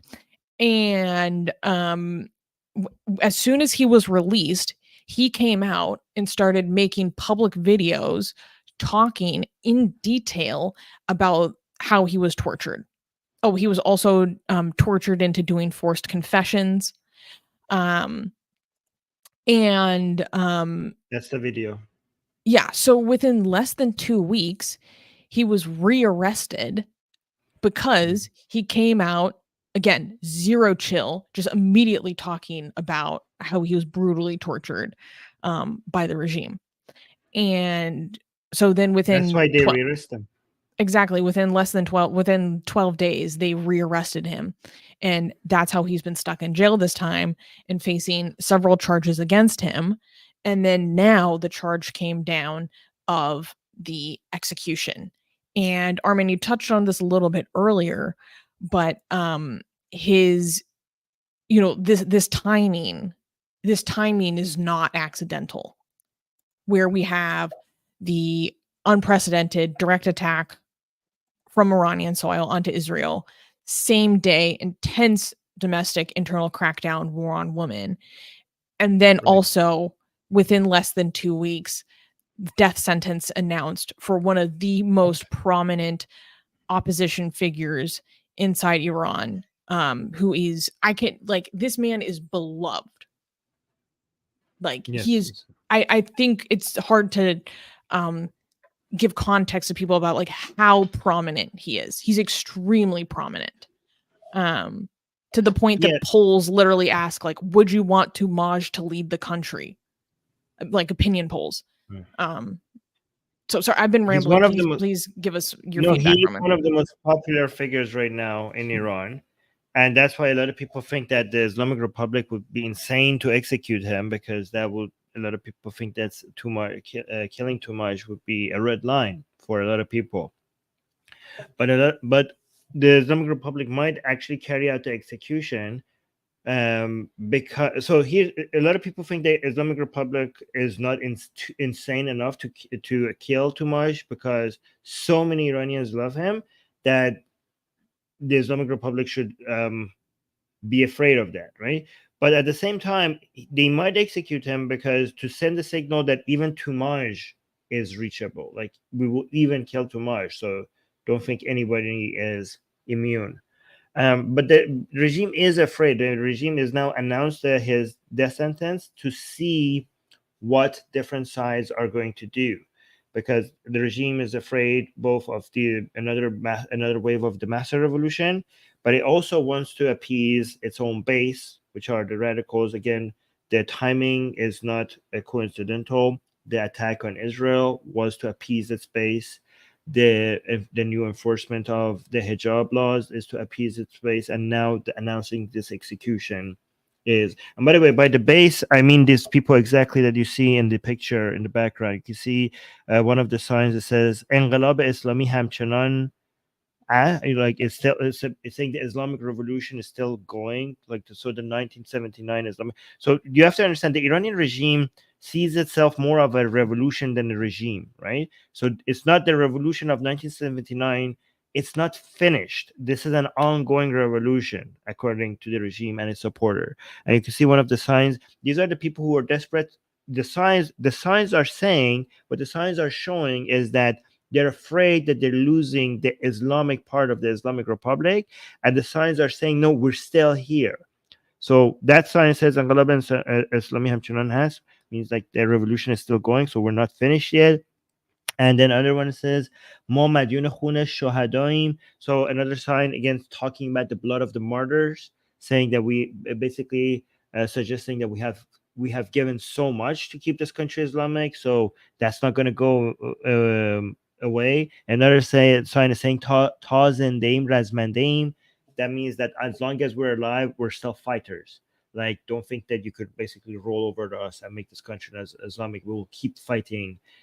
So again, that's the base that the announcement of such an execution is trying to. But I think for the Islamic, a lot of people are now on the Iranian side are having a debate: will the Islamic Republic actually execute Toomaj, or is this just like an announcement of the execution and then say like now we're going to give him we're going to be merciful and reduce the sentence to like maybe a long many years in prison? So there's a lot of speculation right now happening. I personally think that the Islamic Republic doesn't have the answer to this itself. It's testing the waters by announcing it to just see how much pushback it's getting. And that's why it's so important right now to get the pushback. Because whether or not Toomaj gets executed, I think it's not been yet determined yet.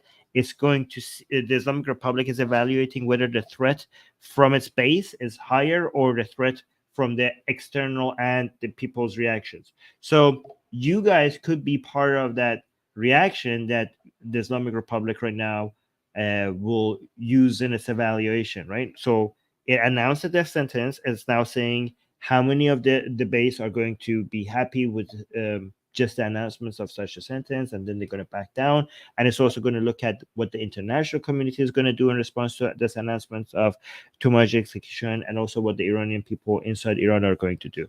So you guys, a lot of you in the chat, are part of that international reaction, which means that you could use hashtags like Free Toomaj or Toomaj Salahi. This is my tweet. I will actually copy and paste this tweet in the live chat for you guys. Yeah, I just put it in the live chat. Yeah, I'll put it in the live chat. You guys could retweet it, or you could make your own tweet. You could just copy these hashtags. There's also a Persian hashtag, Toomaj Salahi. So these are the 3 hashtags that you could use to talk about this, or retweet other people talking about this. But this a lot of people think that hashtag activism doesn't work, but we have seen time and time, again and again, that it has an effect. Because if you make something trending, a lot of also mainstream media will pick it up because they see that it's trending. And when mainstream media picks it up, politicians will pay attention. And when politicians pay attention, because politicians want to give something to their base so that they could get reelected. And when the politicians say something because they see that the base wants to say that will translate into more pressure on the Islamic Republic, and that could actually save Toomaj. So don't let people dismiss keyboard activism. It works. These things work, and it doesn't cost you anything to go make a post and talk about this, and it actually might save Toomaj. And again, it's not just about Toomaj, because Toomaj is a voice of a generation. It's a voice of so many people. So it's saving Toomaj is not just about saving Toomaj. Saving Toomaj is about saving a loud and brave voice of the Iranian people. And when I say brave, it's unnaturally brave. Like, this man has no chills, right? Like, he's just ready to give any price for the freedom of Iran. One of the videos, so I showed you the video right now when Susanna was saying, like, when he was first released, he was supposed to not say anything, and he didn't hesitate. He just came out knowing that saying these things will get him rearrested. He came and he spilled all the tea. Like, he just said everything. He knew that him being free might be his, because he didn't know when he was going to get arrested or if he's going to get rearrested. So he just said, I should just use the very short amount of time that I may have as free to just give the Iranian people all the information that they could need. And he went into so much detail about who orders what, where the commands are coming from, how the torture happens, who do you might be able to use in the prison system in your favor, who's like, he wanted to just unload a whole bunch of information so that the opposition has a lot more information to go forward with when it comes to fighting the regime. So a lot of other activists have now have a wealth of information because Toomaj just came out and just gave us a lot of information. And he came out and said all of that knowing that this is going to mean that he's going to get rearrested. And they rearrested him very aggressively. And they beat the crap out of him. Like, they break his bones. They break his bones multiple times when they have him in prison. And then he gets released and he's smiling. He's smiling. You know, the first time they announced his arrest, he recorded himself with his friend and they were in the elevator. It was like, okay, so this is my last free day. I'm just going out with my friend to chill because I don't know if I'm ever going to see outside of her again. And they were both smiling, knowing that he could possibly get executed. He could probably just be in prison forever. So he just wanted to make sure that he goes out with his friend, not knowing when he's going to come out of prison. And they were, I don't understand the smiles. I don't understand how he could be so chill about knowing that he's going to get tortured, but going out with his friend, smiling. And, you know, I don't know what this man is made of, but I don't know. It's just bizarre. It's just bizarre, the level of, you know, bravery that this man has. He's such a treasure for the Iranian people, and losing it would be such a huge tragedy. But go on. Like, I don't think it, oh my god, like, he is so selfless. Like, when he was in the beginning of the Massa uprising, like, he would say to people, I'm going to be arrested. I'm going to be arrested. And when I do not stop and cry for me. Hit the streets harder. Don't think about me because this isn't about me. The day before this was his death sentence was released publicly, he even said he released a statement saying, I know what the sentence is, but I'm scared to say it because I don't want to impact like the mental health of the people that care about me, the mental health of the young people, the mental health of the people that look up to me.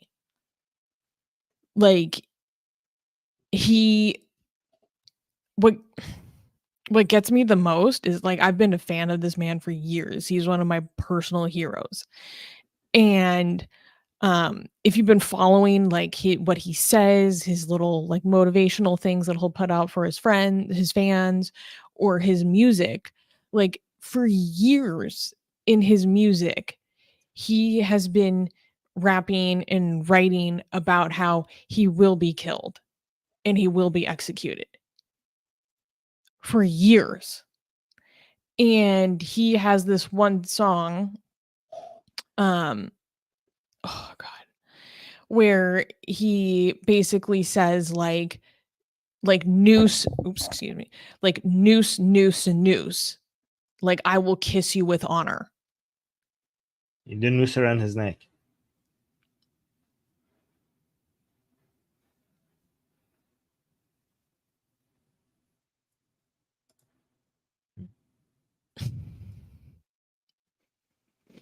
And like basically going on to say that like he kisses the noose with honor because like this is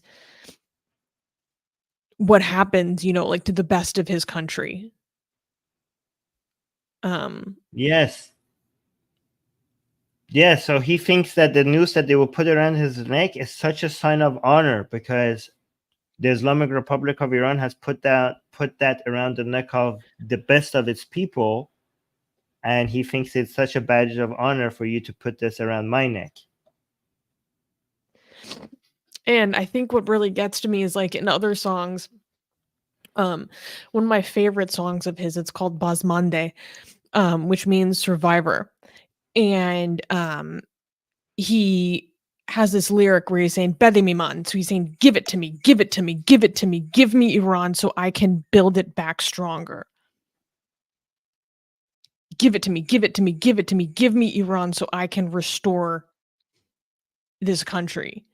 And I think like this is how you know that this is really a liberal movement for like construction and in positivity and prosperity and fulfillment, because instead of like a lot of these like progressives or leftists in the West that are talking about abolishing, destroy, rip down the institutions, he is saying, give it to me, give me my country so I can build. Like, this is about something that is building, giving, life-giving, not just tearing down, destroying, which is so much rhetoric that I hear from the supposedly progressive people in my own environment. It's all about destroy, destroy, destroy. Death to America, death to Israel, destroy, rip down the institutions, abolish America. But his message is, give it to me so I can build it back. Give it to me so I can create.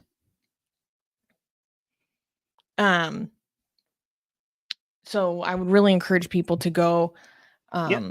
There's a lot of English subtitles of his songs. So just like Google Toomaj Salehi English. And so you can actually like get a sense of what he's talking about. It's really, really powerful. Actually, Susie, this is very interesting because this is the difference between the Mahsa revolution and so many other revolutionary movements, right? Because many revolutionary movements is about tearing down and destroying, against the establishment, against the order, that we have, tearing things apart, right? But the Mahsa revolution is actually quite different, because the Mahsa revolution is a revolution against a force that the people in this revolution believes that is tearing Iran apart.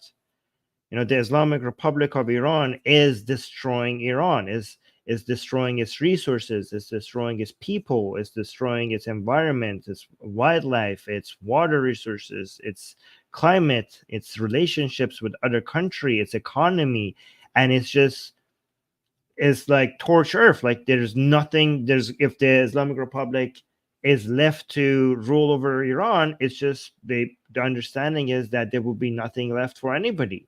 So this is not a revolution to destroy. This is a revolution to save. This is a revolution to take back, to be able to stop the destruction, to be able to rebuild Iran. Yeah. I remember like at the height of activity, there were a lot of people having conversations online. They were saying, okay, when this regime ends, who is willing to go back home? Are we willing to go back home and rebuild this country? Are we ready to have that conversation? I thought that was, I don't know, just really, really powerful. So yeah, please go tweet in support of Toomaj. This is extremely important. If you have like favorite rappers that you follow, go tweet at them, tell them to support Toomaj. The Grammys actually put out a statement, I believe, yesterday in support of Toomaj. So the most amount of international attention we can get on this is really, really important. Yeah. Can I highlight this thing from Toomaj? Let me see what he says here. Okay. Well, actually, let's go back. So saying protesting is a legal issue. So yeah, so it should be legal. So this is, I wish I could show some of his rap songs and translate this for you guys here, but I don't know if what YouTube's going to react to that. But other than rapping, he usually goes into the streets and protests, and he records his thoughts to the people and just posts them. So he says, you're using your most basic civil rights. So when he says, when you go protest in the streets, this is your civil right. This is your most basic civil right, to be able to talk, to speak out, to criticize, to protest. Are we not allowed to talk? Who wants to take this permission from us? They can't. No one can take it from us. So you're using your own داری از rights. حق خودت استفاده میکنی ولی خب فحاشی کردن Insulting. What? جرمه. It says insulting is a crime. This is something that I disagree with Toomaj on. I made a show about it, celebrating him and also disagreeing with him on this part. He says, don't insult. I understand why he's saying that. I think insulting is also not a crime, but that's what he said. تهدید کردن جرمه. This one is right. Threatening is a crime. Don't do it. So he says, he said, go out and protest. Don't threaten anybody. Don't insult anybody. I don't agree. I think insulting should also be free. So that's a disagreement I have with Toomaj over there. نکن. آره من کسی رو تهدید I don't threaten anyone. نمی‌کنم. But here's the thing, even though I disagree with him, I kind of see why he has to do that, because he is in.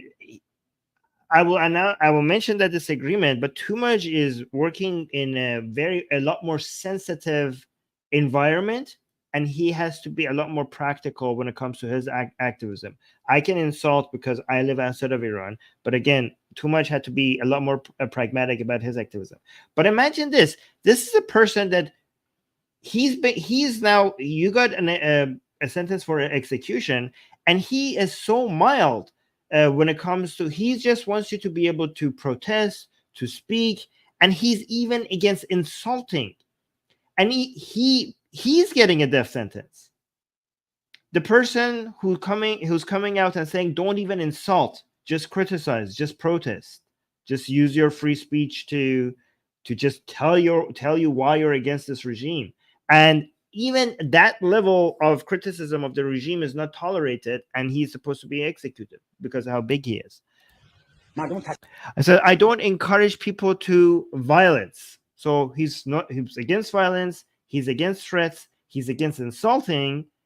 He was just peacefully protesting against the government and doing rap songs against the government, and this is the person that is getting a death sentence. I don't insult anyone, so I am protesting, and it's my right. Who hasn't committed a crime isn't afraid. Whoever hasn't committed a crime shouldn't be afraid. So he's like, why should I be afraid? I haven't committed a crime. The one who has committed the crime should be afraid. We shouldn't be afraid. What should I be afraid of? There is no reason for me to be afraid. He's repeating, whoever has committed the crime, that's the person who should be afraid. Whoever has embezzled should be afraid, not us. Whoever messed up the country should be afraid, meaning the regime. Whoever has caused poverty and corruption should be afraid.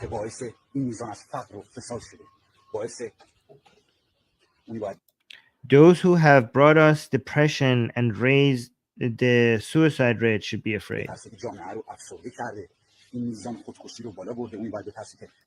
Whoever has caused so many youngsters to take drugs should be afraid. He means the regime.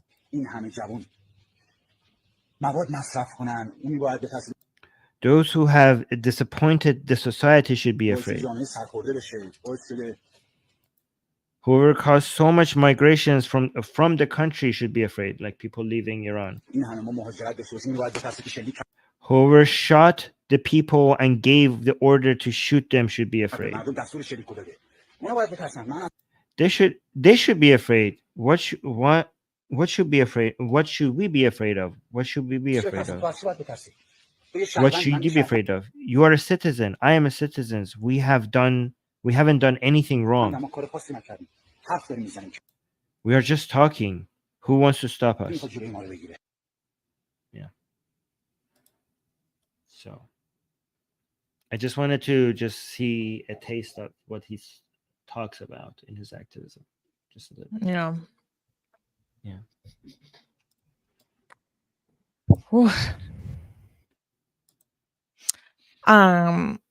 Yeah, guys. So imagine please that go. getting that position getting a death sentence. Like, this is like the most wholesome, chill. Any country should be honored to have a citizen like that, even if you're against him, even if you do not like his views. Any government having a citizen that is protesting like this to try to keep its country accountable for its people, you should be proud to have citizens like that. You should be honored, not giving him a death sentence. Yeah. Yeah. I know, but here's the thing.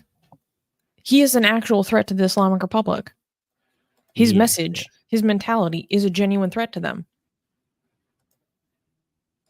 True. Which goes to show what they represent, right? So we got a super chat and a couple comments that I want to highlight during that segment. So let's go through those. Nara Buffy gave us €5.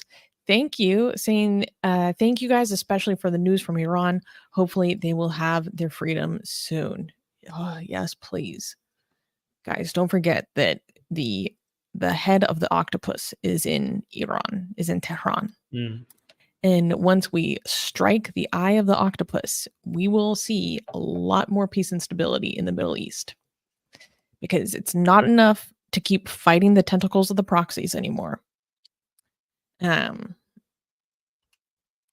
We need to reset our policies. Maybe if we just keep on giving them handouts, they'll start acting better and actually nicer and like a normal country and not like a freaking belligerent medieval abnormal regime. Oh, no, it ain't working. So there was a couple comments I wanted to highlight. Comment number 1 is for a Iranian regime apologist in our live chat saying, "See you later, hate-mongering shithead Iranians in the West. Go fuck yourself, Zoroastrians and Jews pretending to be ex-Muslims."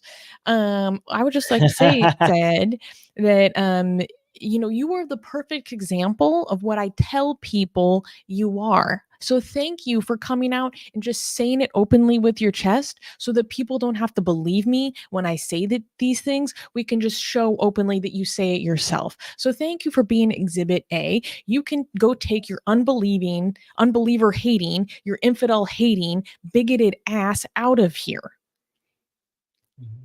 Ask me if I give a shit. Ask me if I give a shit about your caphrophobia. Thank you for just saying it publicly so I can just show everyone. Because the only explanation about why someone would be against the Islamic Republic is because they're Jews or unbelievers like Zoroastrians. Give me a fucking break. But can I dissect this comment? This is why we do not ban. Exactly. We don't ban because people like Syed are doing the work for us. Thank you, Syed. Unpack this here. Right. So and when I tell people that people hate unbelievers to their core, this is what I'm talking about. So when he said this is addressed at me, basically, right? So shithead Iranians in the West. So he's talking about the Iranians like me who are in the West, who are, and they accuse of Iranians because the understanding is, the conspiracy theory is that the Iranian people in Iran are not that bad. They actually love their regime. They love Islam.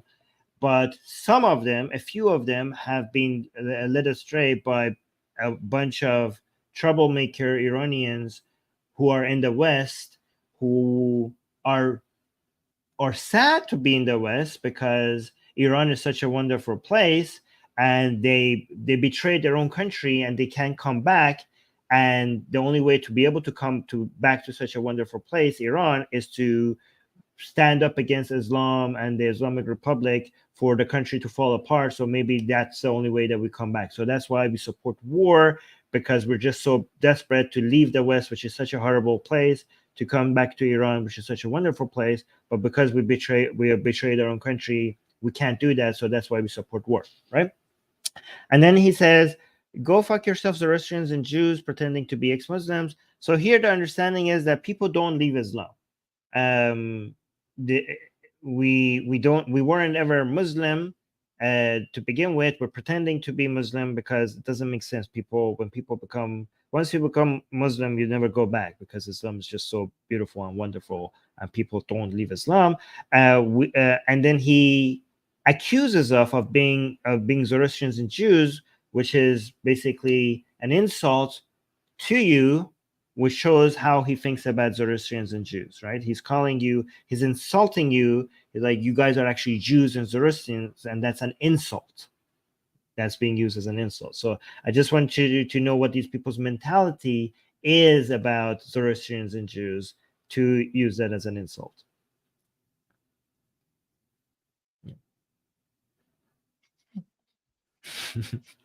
I don't even have to say it myself. These people say it for me. It's lovely. It's Yeah. lovely. Yeah. 'Cause sometimes I talk to people that aren't familiar with this issue and they don't understand how much hatred there is for non-Muslims. I'm like, oh, thank you. Yeah. Land of Celts is saying, this is about my comment. Susanna, no one wants to destroy America. We want better people in those same institutions that put morality and ethics at the front. Land of Celts, this might be true for many people, but this is not in totality true. You're making an absolute statement. Nobody wants to destroy America. No, I was literally an anarchist. I was in these spaces for years. I know this rhetoric inside and out. I know their aims and goals inside and out. A lot of these people do want to destroy America. They mean it when they say abolish borders, abolish America, defund the police, abolish the police. They're not like, oh, when we say abolish the police, we actually mean we want money from different services to be reallocated to more social services. No. They mean what they say, and we should start believing them. These people, Land of Celts, I'm going to try to be charitable.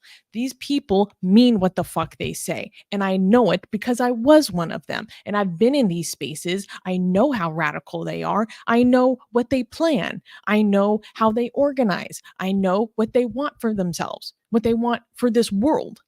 Dia is saying they want to burn it all down. That's true. And they say so. They want to destroy the institutions. They don't want to preserve the institutions because they see the institutions as the presence of power. And all power must be destroyed. Because apparently, I'm actually not going to get into critical theory right now. I'm not going to get into critical theory. But I'm not exaggerating. This is a genuine sentiment that exists. This also explains the unity with this. Wait, let me say one more thing. And it's a genuine sentiment that exists, and it used to be more of a fringe, and now it is being mainstreamed. It is being mainstreamed into the progressive movement at large. And if you're paying attention, you can't deny this. This also explains sometimes the unity with Islamists. Exactly. Or any other group, because it doesn't matter what that group believes. It only matters that it's a destructive force against what they're fighting. As long as it has that element, they are willing to work with it. Seeing Rational Post is saying that is not everyone on the left. Most liberals don't want to get rid of cops. We just want the abuse to stop. I'm not talking about liberals. We're not talking. I'm not talking about liberals. Like actual liberals. We're liberals. We're liberals. We are liberals. Actual liberals. I'm talking about these so-called capital P progressives, the actual leftists, the socialists, the communists. Yes. The Justice Democrats. That's who I'm talking about. These people, their enemy number one are liberals. The people that we're talking about, they hate liberals more than anyone else. They say cut a liberal and a fascist bleeds. That's what they say. Cut a liberal and a fascist bleeds. Right. That's what they say. Right. Yeah. And oh yeah, exactly. People are saying Susie rant. Exactly. Exactly. Yeah.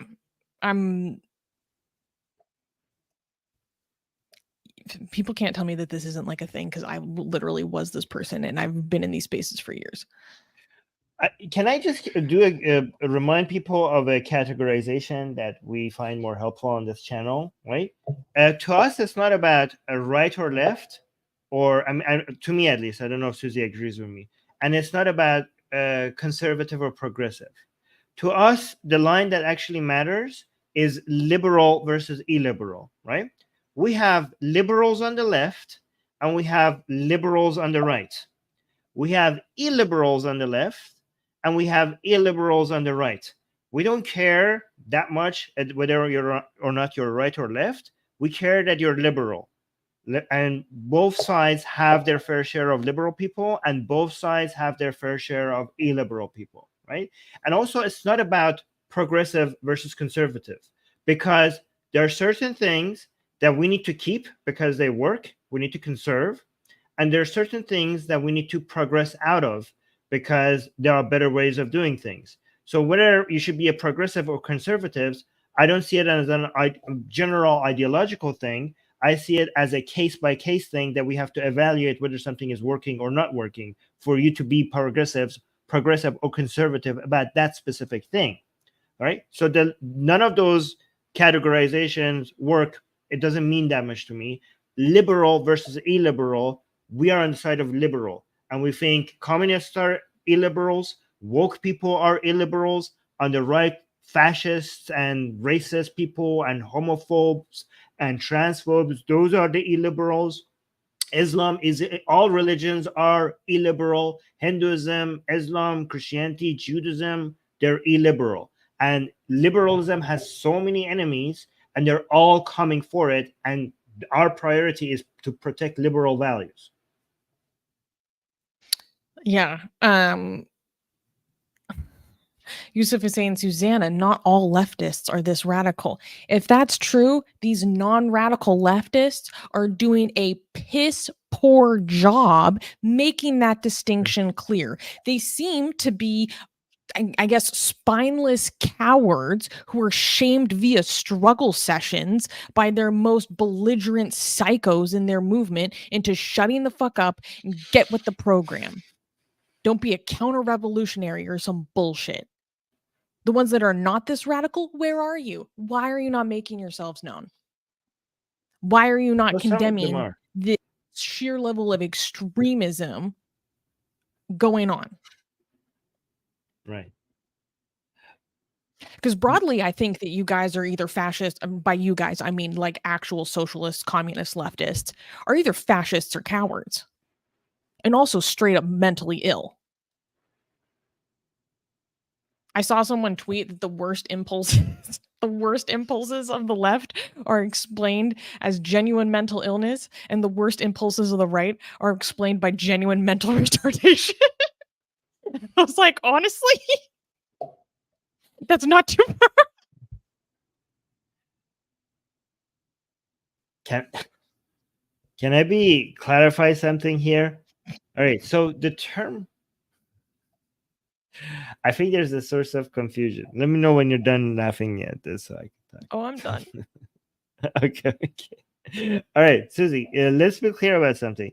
Leftists and on the left seem to mean different things these days, right? Because leftists, so a lot of people, when you say not all leftists are not radical, the term leftist is being used these days to refer to the radicals on the left, because not everybody who's have left-leaning views is considered leftist. Again, that's a weird way people use words. I just want people to understand that's why that seems like a tautology for you to say not all leftists.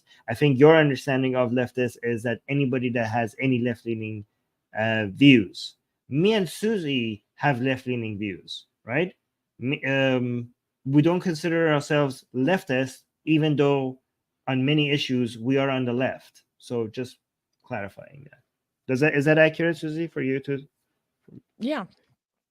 Okay, a few more things I wanted to highlight.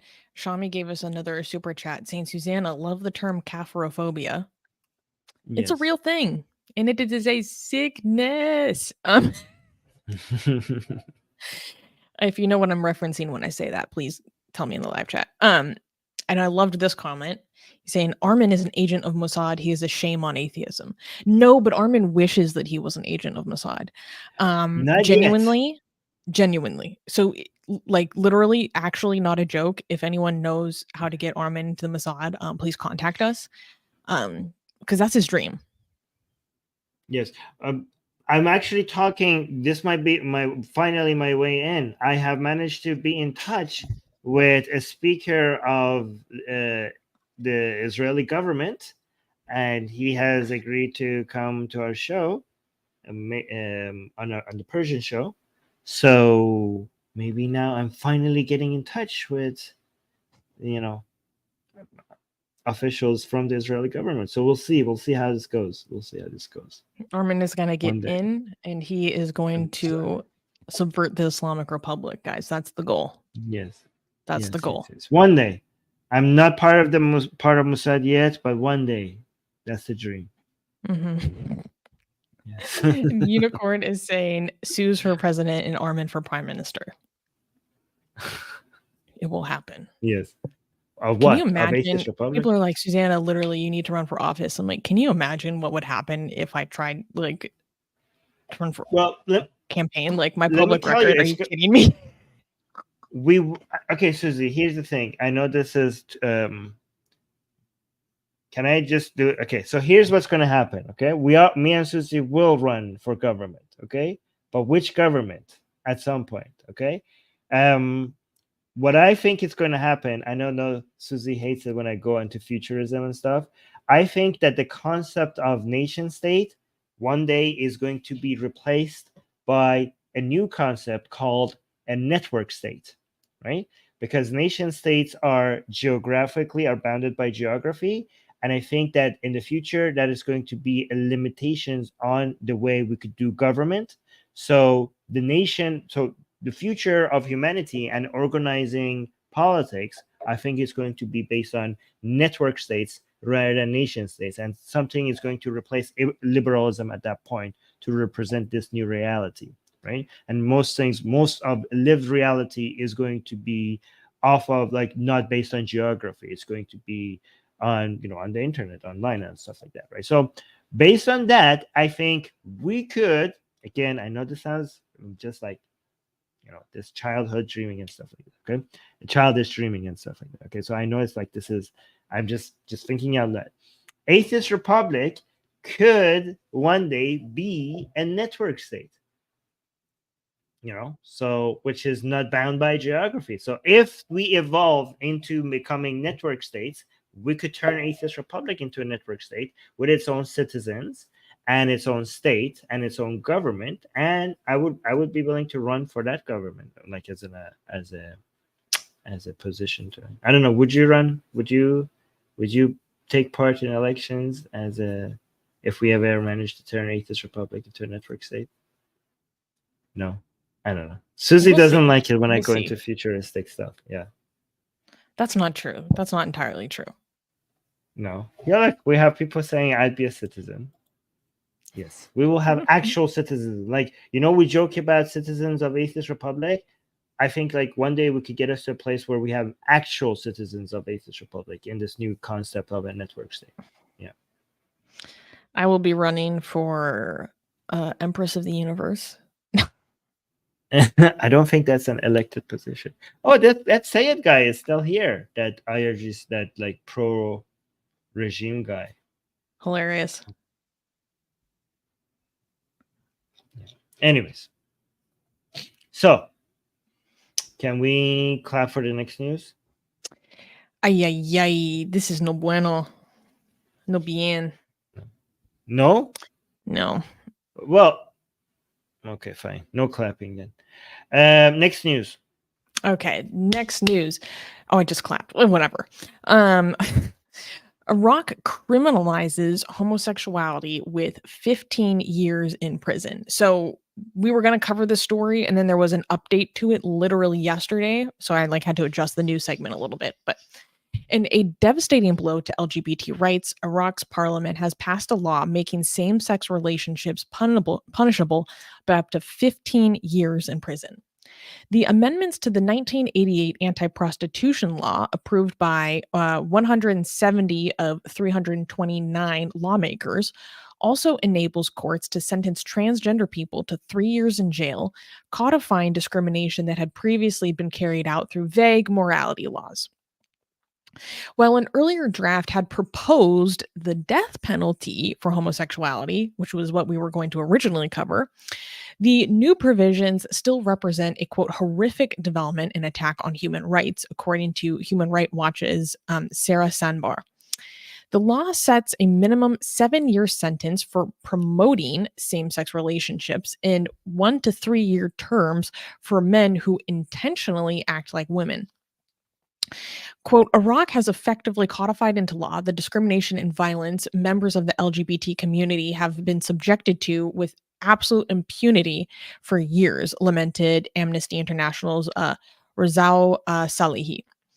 The draconian crackdown, which postponed the vote until after the prime minister's U.S. visit to avoid impacting investment, stokes fears that, quote, kidnappings, RAPEs, and tortures and murders of LGBT Iraqis will further escalate with impunity. So, yeah, that's the most recent update. We were going to, and this is actually a story that our community member Zaid brought to my attention. We were originally going to talk about how Iraq was proposing the death penalty for homosexuality. And then essentially that motion got like delayed a little bit because the Biden administration got on the phone and was like, excuse me, if you do this, this is going to like really mess up our bilateral relations. And also, excuse me, this is going to like really like fuck up like investments and all this stuff. Like, please don't do it. It's bad.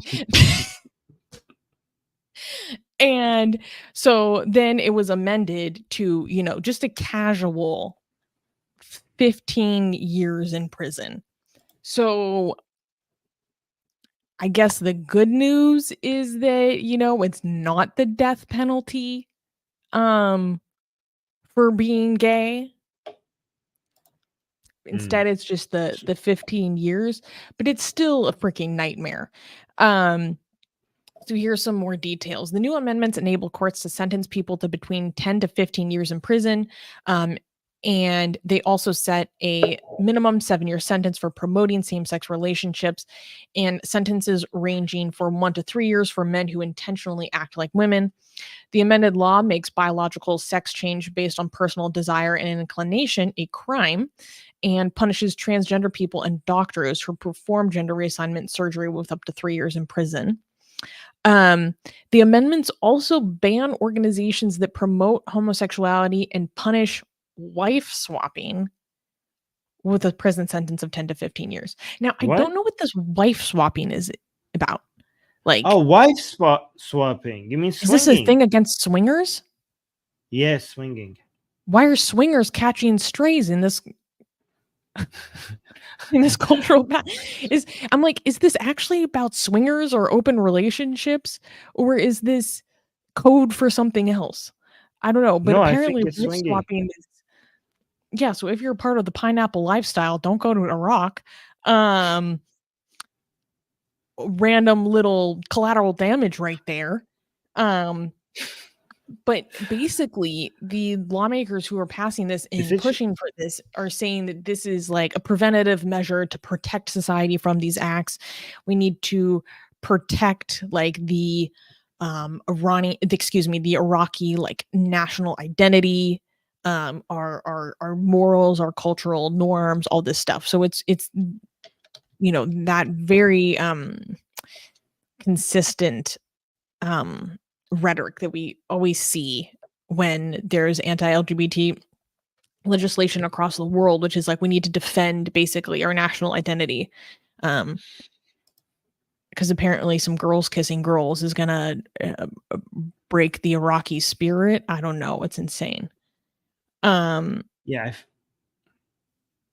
I think LGBT, they're basically, the claim is always this, okay? LGBT people have superpowers, right? For some reason, they have, by kissing each other and touching each other or dressing up in the way that they want, they have this power to basically tear apart the fabrics of the society. I don't know, it's either LGBT are so powerful and they have such superpower, or your country is so pathetically weak. I don't know which one is it. That could be, it could be taken apart by people kissing. I don't know. Pick which one it is. I don't know. Some preachers think that they have the power to cause hurricanes. You know what I mean? We've covered some of that rhetoric before as well. As Zayd is saying, no, Suzanne, they slip in these things to show that they're fighting all immorality. And yeah, of course, that's the broader framing of this, right? This is very based on basically senses of honor of the tribe, those kinds of things. And what is shocking to me, but also not surprising at all, is that I have basically heard like nothing about this from like North American or Western LGBT communities or societies. Did you see anything from the LGBT community when the, Uganda passed down death sentences for certain homosexual acts? No. No, nothing. Of course. Yeah, I wonder why they don't talk about, like, a lot of leftists in the West. They're supposed to be LGBT rights activists, and these things don't really make them come out and protest. I mean, usually they say that, oh, they're focused on issues in their own backyard, right? But now that they're coming out for, they say, Palestine, that excuse is out the window, right? Like, if you're supposed to be LGBT rights activists, before you had the excuse, well, we focus on our own country. Now you're coming out for Palestine. So why are you guys not talking about your fellow LGBT people in other places like Iraq? Like, why not a single protest, not a complaint, not even a hashtag, not even a tweet? I don't know, the double standard seems obvious. Yeah. Oh my, yeah, the double standard is insane. Yeah, these are the people that care about, Arab LGBT people. Give me a freaking break. Right. And I can explain it in a very simplified way. And albeit it is simplified, but this is the logic here. Okay. So they are against, or they are for Palestine because they see what is happening in Palestine as an expression of Western imperialist power and essentially interventionism. Oh, yeah. So they're against the interventionism. So why would they interfere in the domestic oppression and discrimination of LGBT people living in these other countries, Arab, African, whatever, because that is an expression of interventionism. I will take you a step further. So essentially they're useless. Yes. Yeah, but here's the thing, Susie, I will take you to a next level of being a leftist. Okay. Do you want me to do that? Right. Okay. So here's the let's next go level. one deeper. Do you know why this is happening in Iraq? Because of Western intervention. These people were not this bad. It was United States and other Western power that came and destroyed this country to the point that we have this, right? Who drew the lines on the map after World War II that made Iraq such a country? They fucked up this entire region. This is any problems that these people are having is because of Western imperialism, even if they're executing gays. There can be no forms of persecution that exist outside of Western imperialism. They have zero agency, Susie. Yeah, they are not obviously. even people. No. Yes. No. Yes. No. Yes. Yeah. There is no bigotries, superstitions, abuses that can happen outside in any cultural context outside of some white people fucked around and messed things up. And don't even believe it, like when they have their own texts that like existed before any of these things, like in traditions that existed before any interference that obviously directly prescribed. No. Everything was great before Western powers came into being. By the way, we are not exaggerating. Like, this is not an exaggeration. Like, what I said is pretty reflective of what. Yeah, this is actually a pretty. Did you like it? Did you like how I actually? It was pretty accurate how I actually took it to the next level, right? That is actually the narrative. Yeah. We got a few more super stickers. Moo Joe just gave us a $10 super sticker. Thank you. And Yusuf Dumfrey gave a super chat saying, art rightists also cowards and fascists too. Some of them, sure. Yeah. Yeah. So yeah. So here's the thing. If we say leftist, when we say leftist, we mean like the far left people on the left. So if by rightist you mean far right people on the right, yes, they're insane. They're actually they're racist, they're transphobic, they're homophobic, they're misogynistic, they're Identitarian, anti-woman, tribalist. yes, they're religious. So of course, Yeah. definitely. Yeah. The reason why I get so fired up about the left is because I have lived in progressively run, and I mean capital P progressive, like run cities for my entire life. Past 10 years of my life, I've seen things gone down the shitter. And I'm in the environment where I have to deal with the worst excesses of the left like every single day. And in my environment, Yes. like it's who impacts my life directly the most. And it's also Well, who another is... Sorry, go ahead. Another problem with leftists is that they use liberal language. That's what makes them uniquely dangerous, because liberalism has been very successful when it comes to women's rights, gay rights, trans rights, minority rights, and they basically are riding on that wave, and they use a lot of the lingo and a lot of the victory and achievements of liberal movements to act like this was them, and also act like they're saying the same things, but saying exactly the opposite. And because this is what makes leftists very dangerous, is because they're an enemy from within.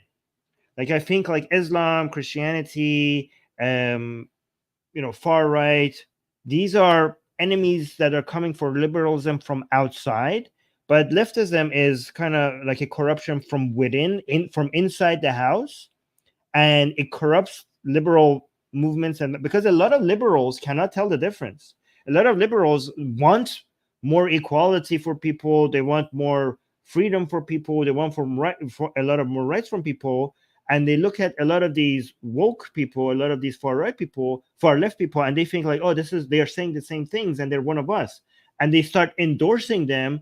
And that's why it's kind of like it's a virus that is corrupting the whole system from within. So that's why I consider it one of the greatest threats to liberalism, because people can't tell the difference because they're so similar in the language that they use. And it opens another problem with wokeism or far leftist ideologies, is that it opens the door to the other enemies of liberalism. Like it opens the door to Islam. So Islam is a threat to the liberalism, but Islam wouldn't be able to take down liberalism unless this far leftist people were inside the house, inside the basis of liberalism, like Western countries, West European countries, and North American countries, and just letting all of this, letting the virus in. So that's why I consider it more dangerous. It's like a Trojan horse. Exactly. Well, and you need to call speaking about Trojan horse, they utilize the language of human rights, but then attack the very institutions and philosophies and values that birthed the universal human rights that they then scream and cry about being violated, but then directly go after the roots of the institutions and philosophies that birthed those concepts to begin with. Is no one noticing that? Perfectly said. Oh, you had another comment from Syed that you highlighted. Yeah, I don't know. Do you want to highlight that?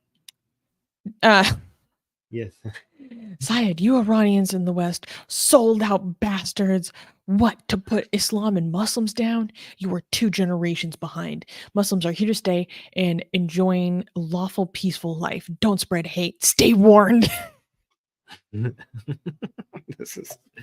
Yo, do you see like no discrepancy between what we're literally saying, literally within the same comment?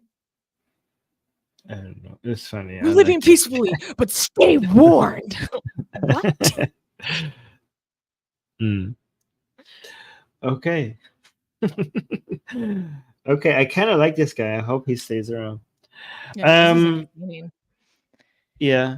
Can we clap for the next news? Because it's been depressing, Yes. the news that we picked. Okay, good. All right. Next news. Next news. Islamic charities chilling black magic exorcism services spark outrage. The UK's Charity Commission is currently investigating several newly registered religious charities that have incited public outrage by promoting fears of black magic, witchcraft, and offering exorcism services. Notably, the East Birmingham Central Masjid, along with two Christian charities, Cambridge Papers Unlimited and Mountain of Fire and Miracles Ministries Belfast, have been implicated in these alarming activities. The Islamic charity notably announced the Ruqya service, an awareness program to, quote, protect our Muslim brothers and sisters from the snares of sorcerers and magicians, citing concerns over the widespread menace of black magic. Amidst these controversies, Alejandro Sanchez of the National Secular Society criticized the promotion of such ideologies, stating, quote, charities are meant to benefit the public, but promoting the idea that some people can be witches or possessed by evil spirits can lead to extreme harm of children and vulnerable adults. These cases have sparked a broader discussion of the role of religious charities and the potential for abuse under the guise of quote unquote advancing religion. So this is the so basically the National Secular Society, big fan of their work in the United Kingdom, published an article about these charities that are promoting exorcism services. And they actually went ahead and reported them to the Charity Commission. And the good news is that the UK Charity Commission is investigating.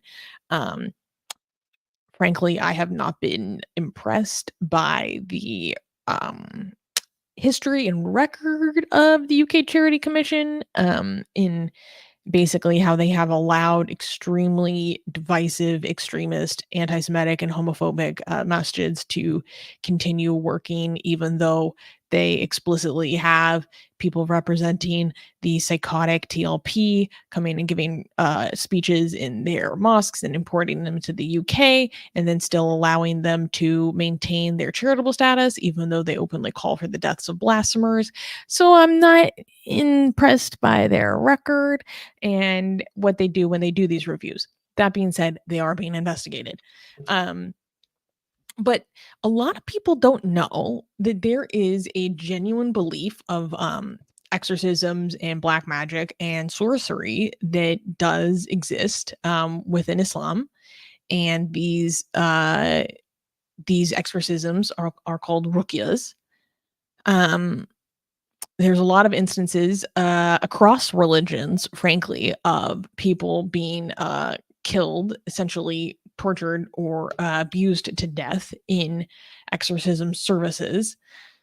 So this spiritually based belief is genuinely a threat to people's lives, because a lot of very, very dangerous practices can happen in these kinds of quote unquote services. Oh, Shami is saying my dad was into this stupid shit. One of the many reasons we don't have a relationship.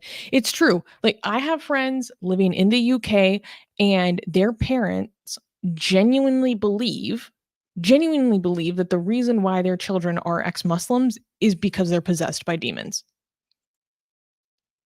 Like 100%, that is their reality. That's what they believe. Oh my gosh. Zaid is saying Ruqya is very, very dangerous. I have personal experience with a family member being taken to a Ruqya sheikh instead of being taken to a doctor. Exactly. So Armin, could you give a little bit of background on this belief and practice for like people that aren't familiar?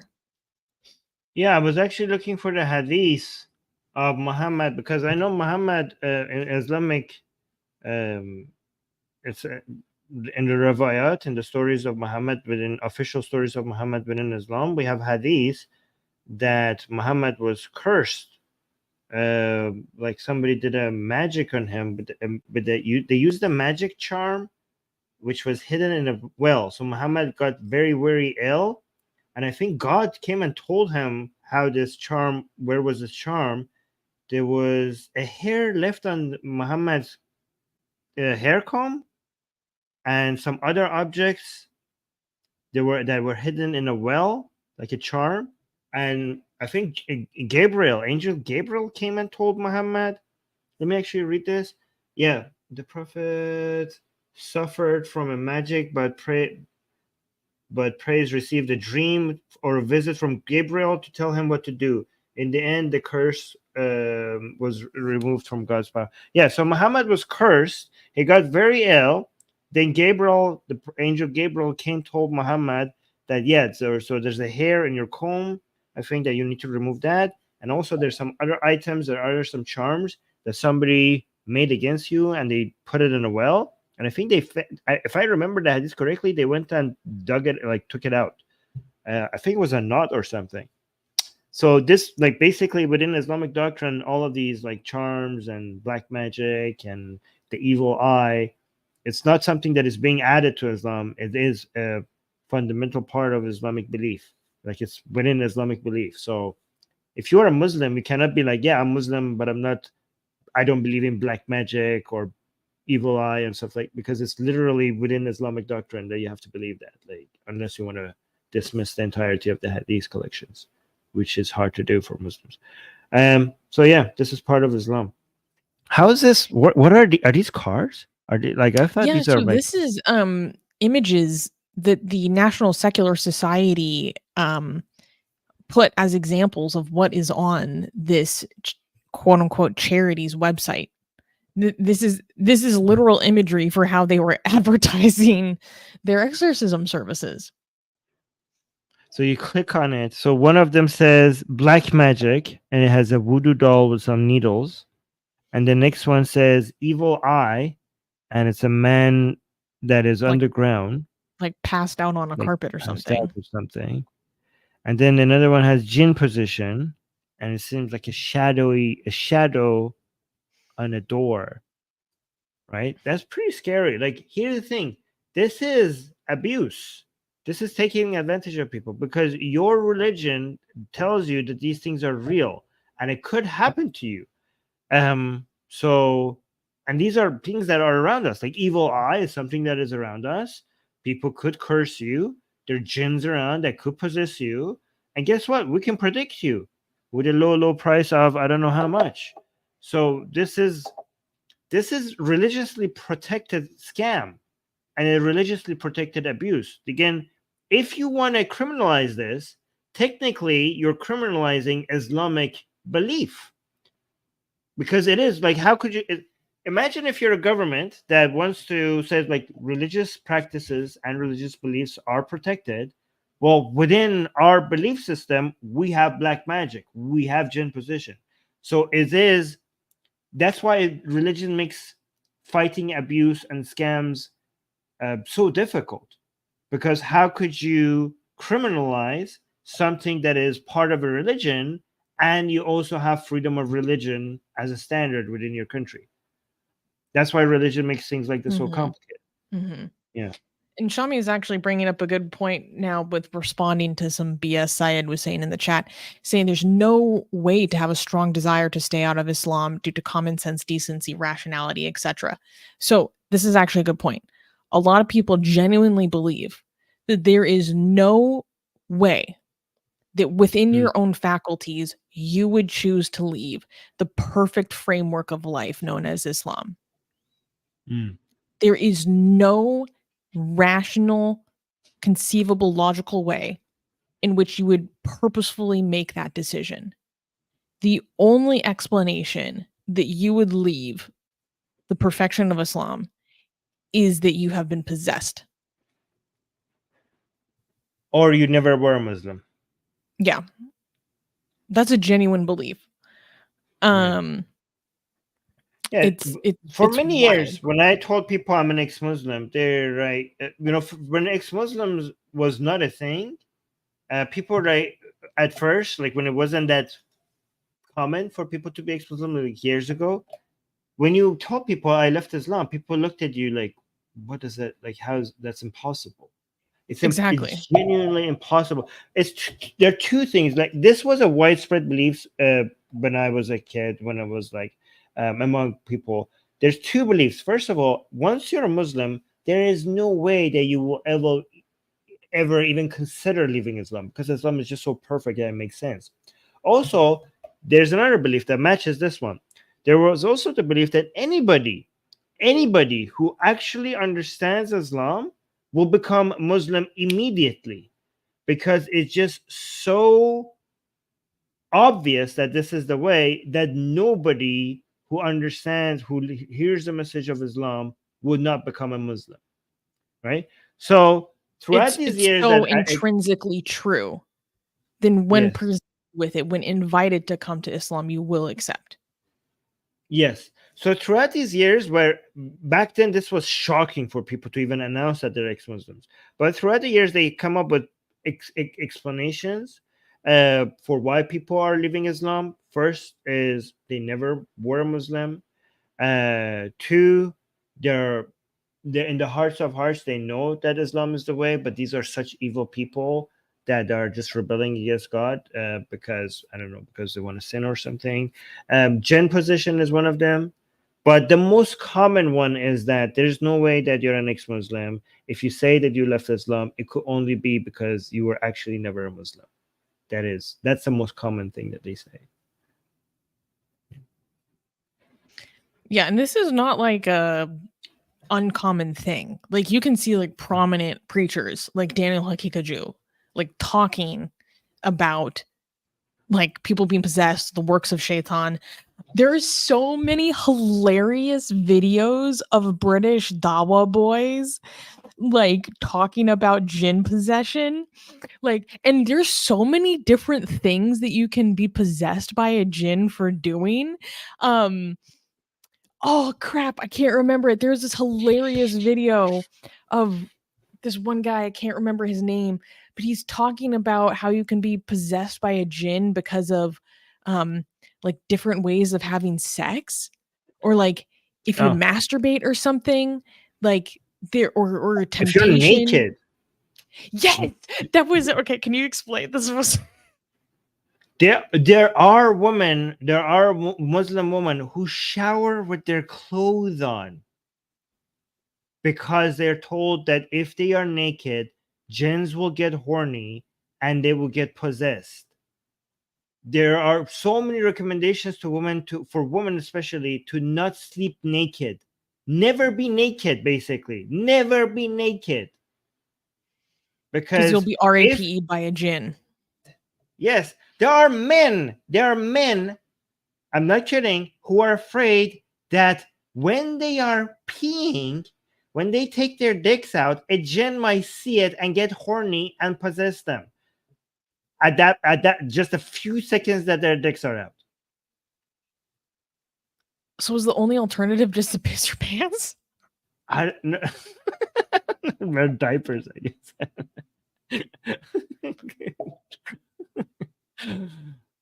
I've seen genuine discussions between old, ugly-looking Muslim men about not being naked at even in private, that by themselves, because jinns might get horny by their old, ugly, fat, wrinkly bodies. The jinns might get horny. And I was offended on behalf of the jinns. I was like, okay, we might be jinns, but we have standards, god damn it.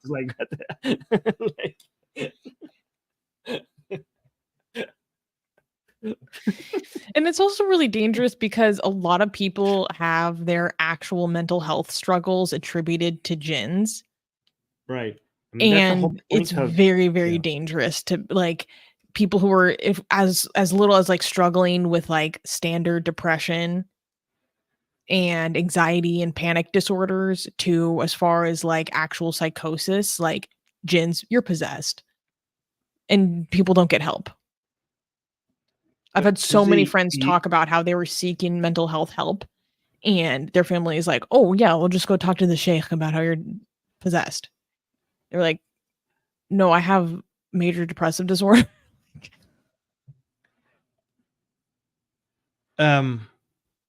This is actually, here's this This is actually very interesting that what you're saying, because this is their origin. Jinns, some mental disorder right now is being attributed to jinn possession by Muslims. But if you go back to ancient history before Islam and figure out where the jinns came from, like the birth and evolutions of jinns, right? This goes to ancient Mesopotamian, Assyrian, long before Islam was a religion. Jinns have their roots in some ancient practices and beliefs. And their main purpose, this was, what do you call it when you anthropomorphization? Am I saying that right? Yeah. This is, yes, of mental disorder. That was this was attributing a spirit to mental disorder. That's where jinns even came from originally. Eventually, they grew to have bodies and have personalities and have different names.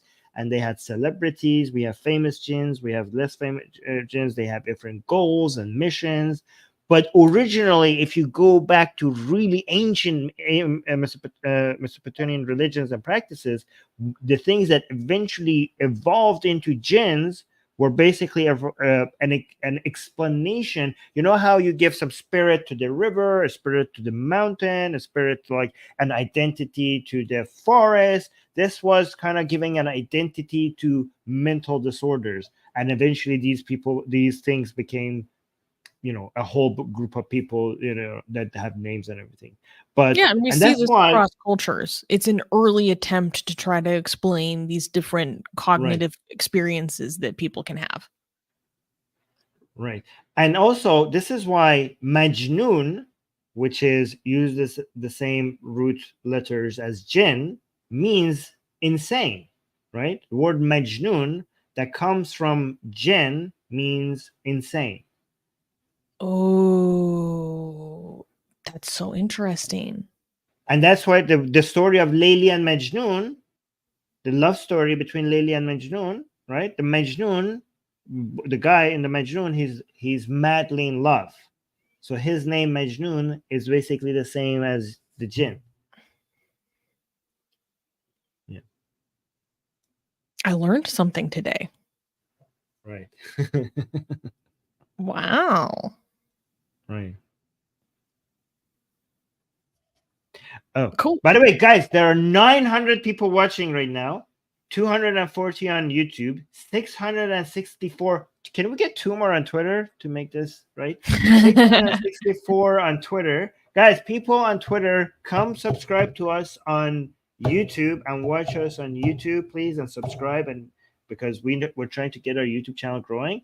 But we have a rant today, don't we? Like, I have a video ready. Can I show this one? This is what you Yeah, sent but we me. do need to end soon because we've been going very, very long today. Okay. So how about this? How about I show the video and you give us a rant next week about it? I'll just show you the video. Is that good? Okay. Just a teaser for next week's rant.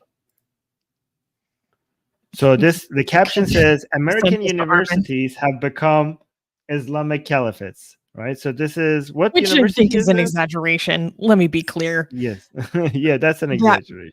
That caption is a little bit much, but the video is like, Right. oh my God. Yes.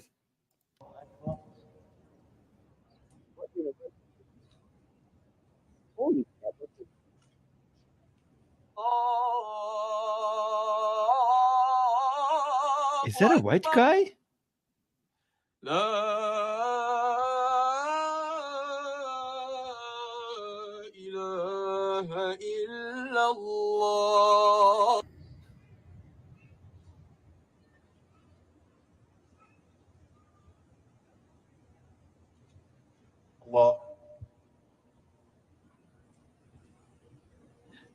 Look at the Palestinian flags over. اهدنا الصراط المستقيم صراط الذين أنعمت عليهم غير المغضوب عليهم ولا الضالين.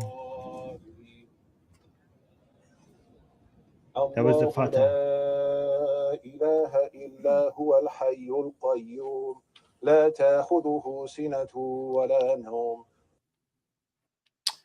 So, just to let you know that anti-Semitism, anti-Jewish is so strong that in response to Israel trying to defend itself, people go Muslim in the West. That's how strong the force of anti-Jewish hatred is in the world.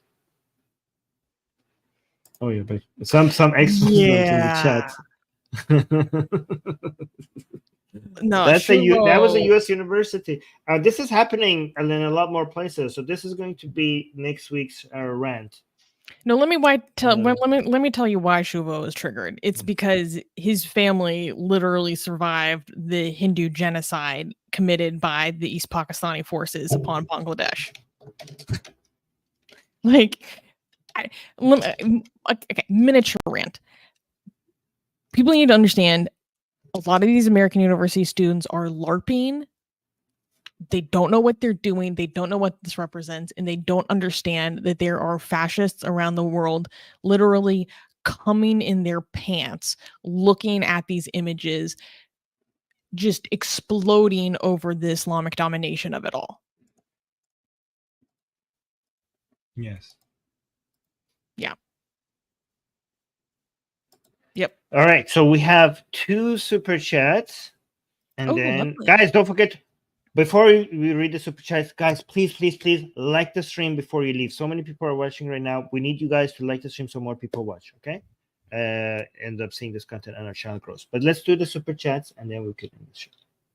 Great Red Menace said, well then, so I guess there's no such thing as Christian, secular, or Samaritan Palestinian? What are you I think talking he's being like, he's ironic. He's saying that I think he's saying that simplifying all Palestinians as Muslim is wrong. Yeah, and then these people are acting like supporting Palestine. Like he's basically criticizing the people in the video as if you need to become Muslim to support Palestine, ignoring all other forms of Palestinians. I think that's what he's referring to. Yes. And okay, and then there was another super chat Thank you by for the the support. cat lady, again showing us a little cat asshole. Can we show that on YouTube? Is that like 18 plus? I think Yeah, it's exactly. But thank you for the shekels. Saying about what you said, i.e. the mindset after World War II. How can a person from Iran have such deep understanding, so accurate? How? The way you summed it up was so beautiful. Thank you for sweet people like you and Susanna. Oh, so that was directed at you, Armin. That was very sweet, cat lady. Oh, well, thank you. Oh, wow, thank you. I appreciate that. That's very sweet. All right, guys, we are going to end this right here. Again, thank you for being here. Our channel is growing very fast, and I think it has to do with us asking you guys to like the show and comment after the show is over, and to share and subscribe. Like, asking this is actually doing it. Go tell people, go tell your friends and your enemies, especially your enemies, to come and subscribe to the Atheist Republic channel on YouTube. And we also got another super chat. Thank you so much. What? Now Shuvo's just trolling me. Okay. Oh man, I miss him. Thank you, Shuvo. He needs to come visit me again soon. All right, guys. Thank you, everyone. I had so much fun today. Yeah, me too. Make sure to come on YouTube, like the stream, subscribe. The Atheist Republic militia is growing. The army is growing. And we grow stronger every day. So please like, subscribe, and comment about your favorite part of the show. Yes. All right, guys. Till next stream. Bye. Mwah, mwah.